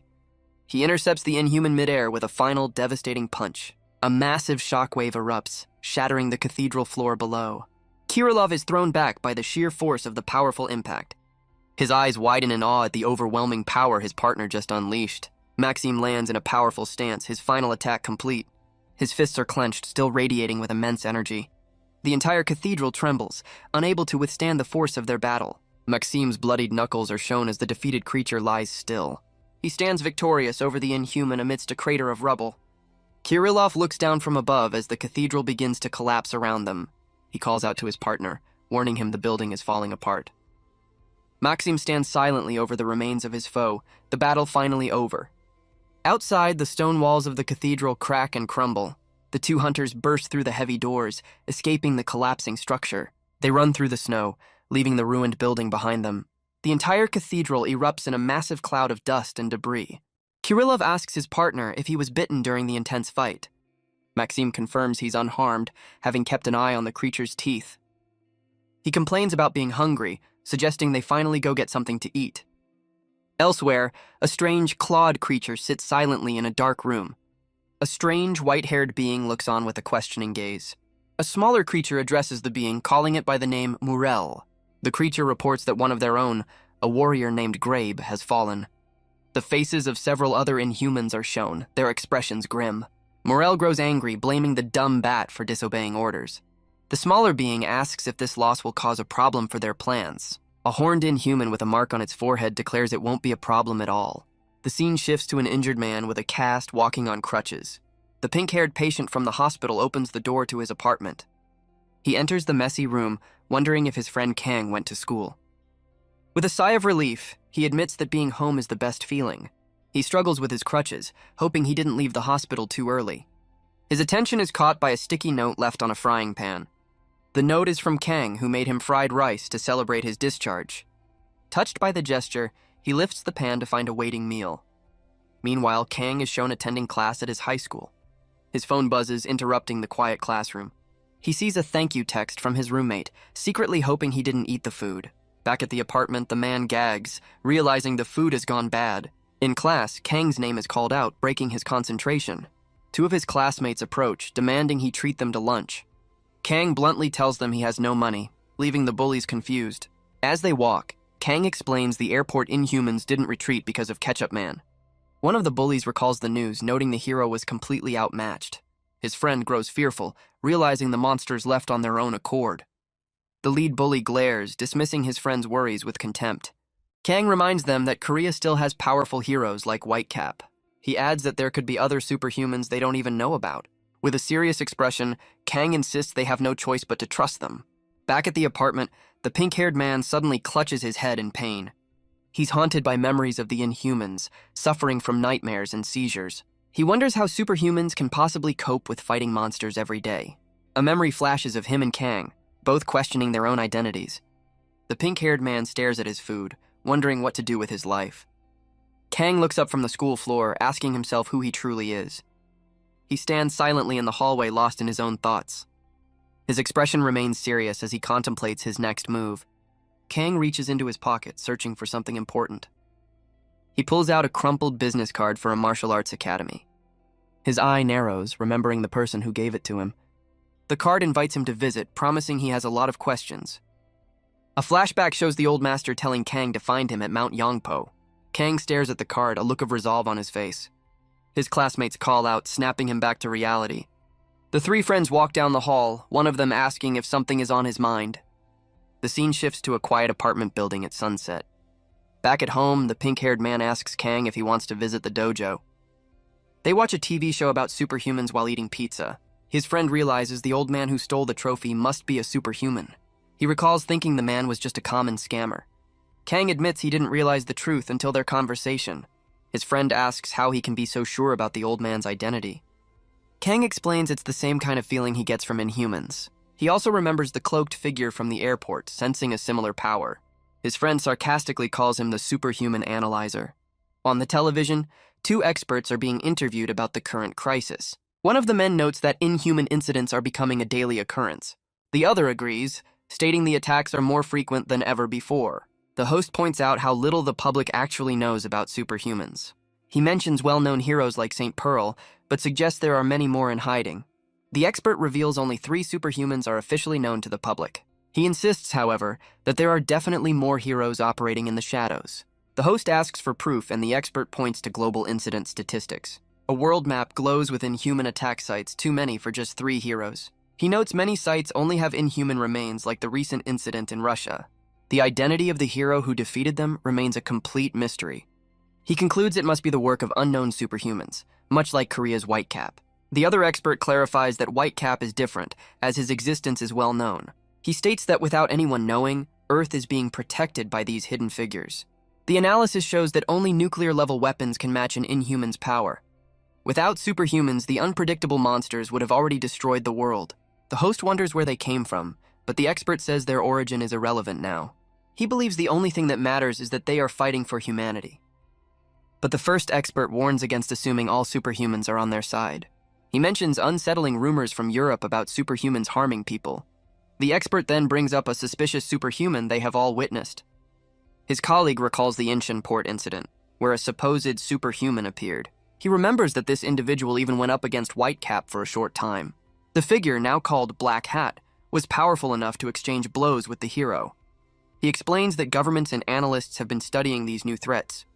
Their conclusion is that Black Hat and the cloaked figure are enemies of humanity. A screen shows the known superhumans, with a new one added just hours ago. The expert announces a new superhuman has appeared, willing to cooperate with the government.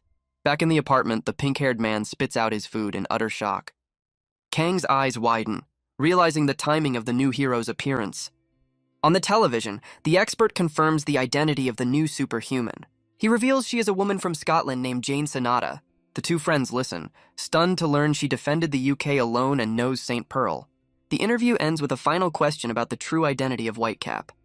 Kang and his friend exchange a wide-eyed, silent glance. The expert on TV claims his office has already figured out Whitecap's identity. Kang and his friends stare at the screen, their eyes wide with shock. The analyst confidently speculates that Whitecap is a foreign woman in her late 40s. The pink-haired man scoffs, muttering that the so-called expert is completely wrong. The next day, the two friends prepare to leave their apartment. Kang tells his injured friend Juri that he'll go to the dojo alone. Juri insists on coming, declaring it takes a scammer to deal with a scammer. With a sigh, Kang agrees, and the two set off on their journey. They travel together, determined to reach their destination at Mount Yangpo. Juri complains about the long trip, asking how much further they have to go. The two wait at a desolate bus stop, exhausted and hungry. Juri questions if they're in the right place after waiting for 40 minutes. Kang reassures him, explaining a blog said this is the only way to the mountain. His friend rejects the idea of being carried, fearing Kang's incredible speed.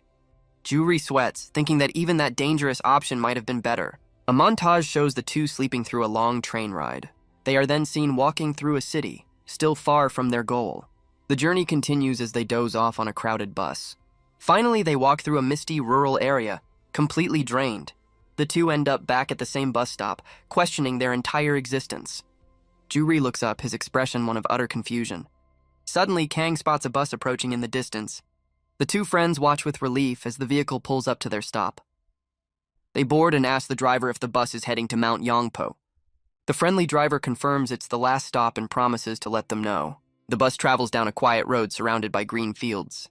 Kang stares out the window, his mind focused on the meeting ahead. Juri gets his attention, reminding him that the old man is a superhuman. He warns Kang that they need to be careful, as the man's intentions are unknown.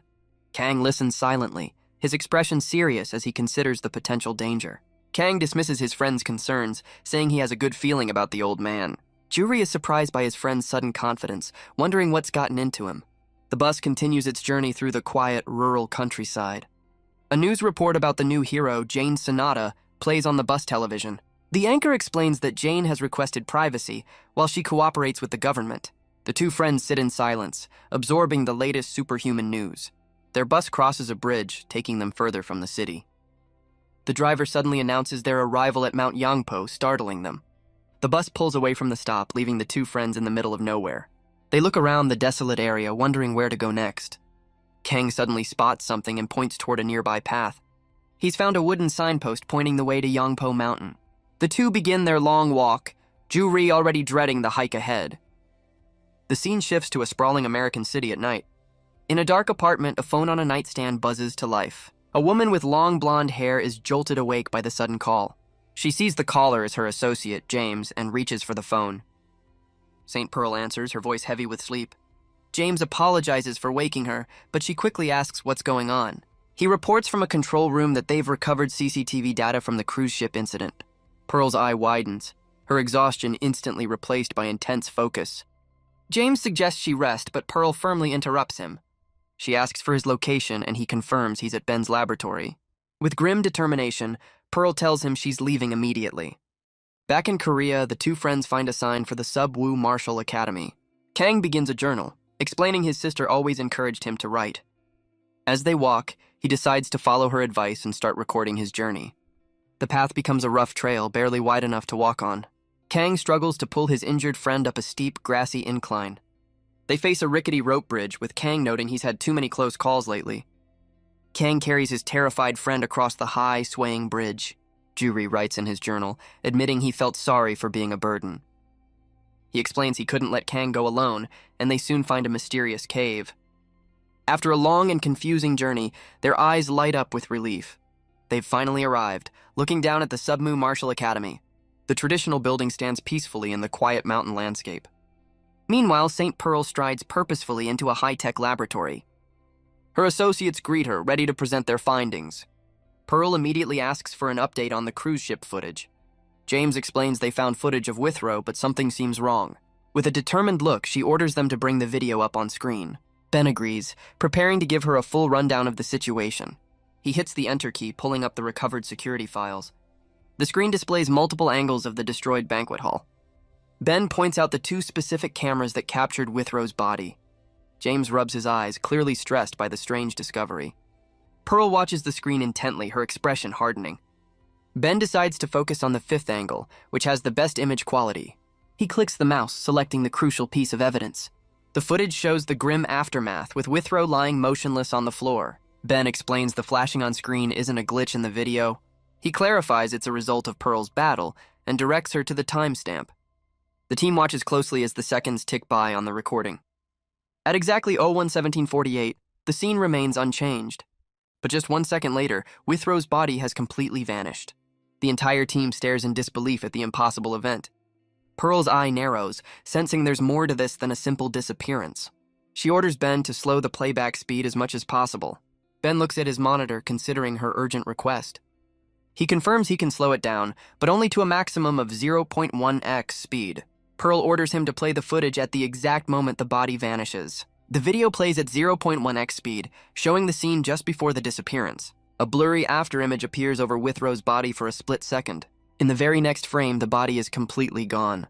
The team stares in shock, noticing the faint blur left behind. Pearl demands they replay it, pausing on the afterimage.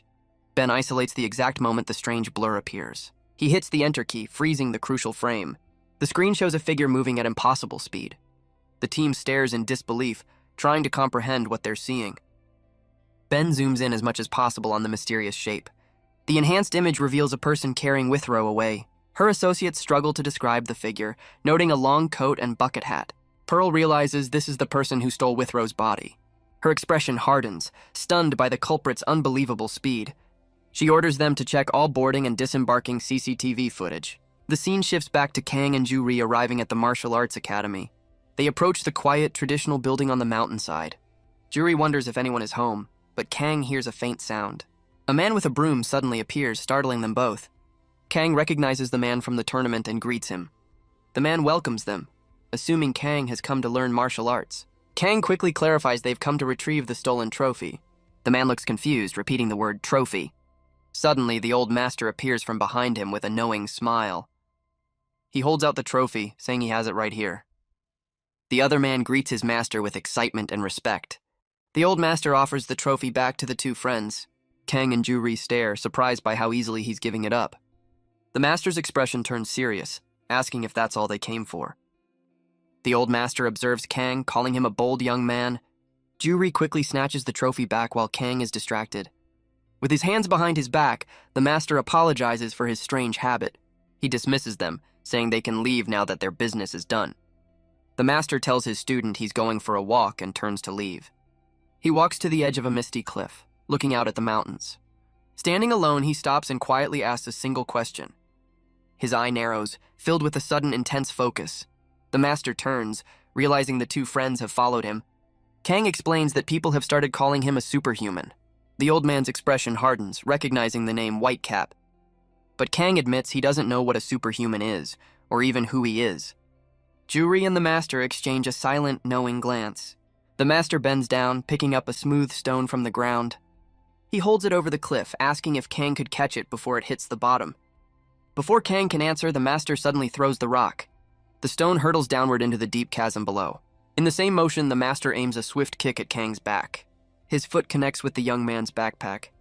The unexpected push sends the injured Ju-ri tumbling over the edge. Kang's eye widens in pure, unthinking shock. His friend looks up in confusion as he begins to fall. In a blur of motion, Kang lunges forward to save him. The old master watches the reaction with a sharp, calculating gaze. Ju-ri plummets into the abyss, his crutches flying through the air. Without a moment's hesitation, Kang leaps off the cliff after him. The reflection in his eye shows him reaching for his friend. He dives headfirst, determined to catch Ju-ri before it's too late. His hands are outstretched, veins bulging with strain and focus. Kang slams his fingers into the rock wall, digging in to stop his fall. His fingers and toes dig into the cliff face, shattering the stone. He desperately scrapes against the rock, trying to slow his descent. In a flash, he catches his friend, the falling rock, and the crutches. Kang secures his grip on Ju-ri, holding him tight. With his friend in his arms, he begins to run down the vertical cliff. Each step leaves a small crater as he defies gravity. He looks down to see Ju-ri is unconscious from the shock. His hand grips the wall with enough force to crack solid rock. Kang pushes off the cliff, launching them both into the air. The old master watches from above as Kang leaps back to the top. He lands softly on the grass, the rescue complete. After setting his friend down, Kang turns to face the master. He glares with pure fury, demanding to know what the old man was thinking. The master calmly asks if his angry look is a challenge to fight. Kang hesitates, his anger clashing with his uncertainty. The master calls his hesitation arrogant, questioning if it's pity. He notes Kang's anger, but also his refusal to strike an old man. The master leans in, his expression turning serious as he begins his lesson. He calls Kang's mind naive for not acting on his power. The master declares this hesitation is an absence of responsibility. He strokes his beard, preparing to ask a deeper question. The master asks if Kang feels this same sympathy for everyone. His eye narrows, realizing the young man is worse than he thought. He warns that such a naive attitude will lead to a swift end.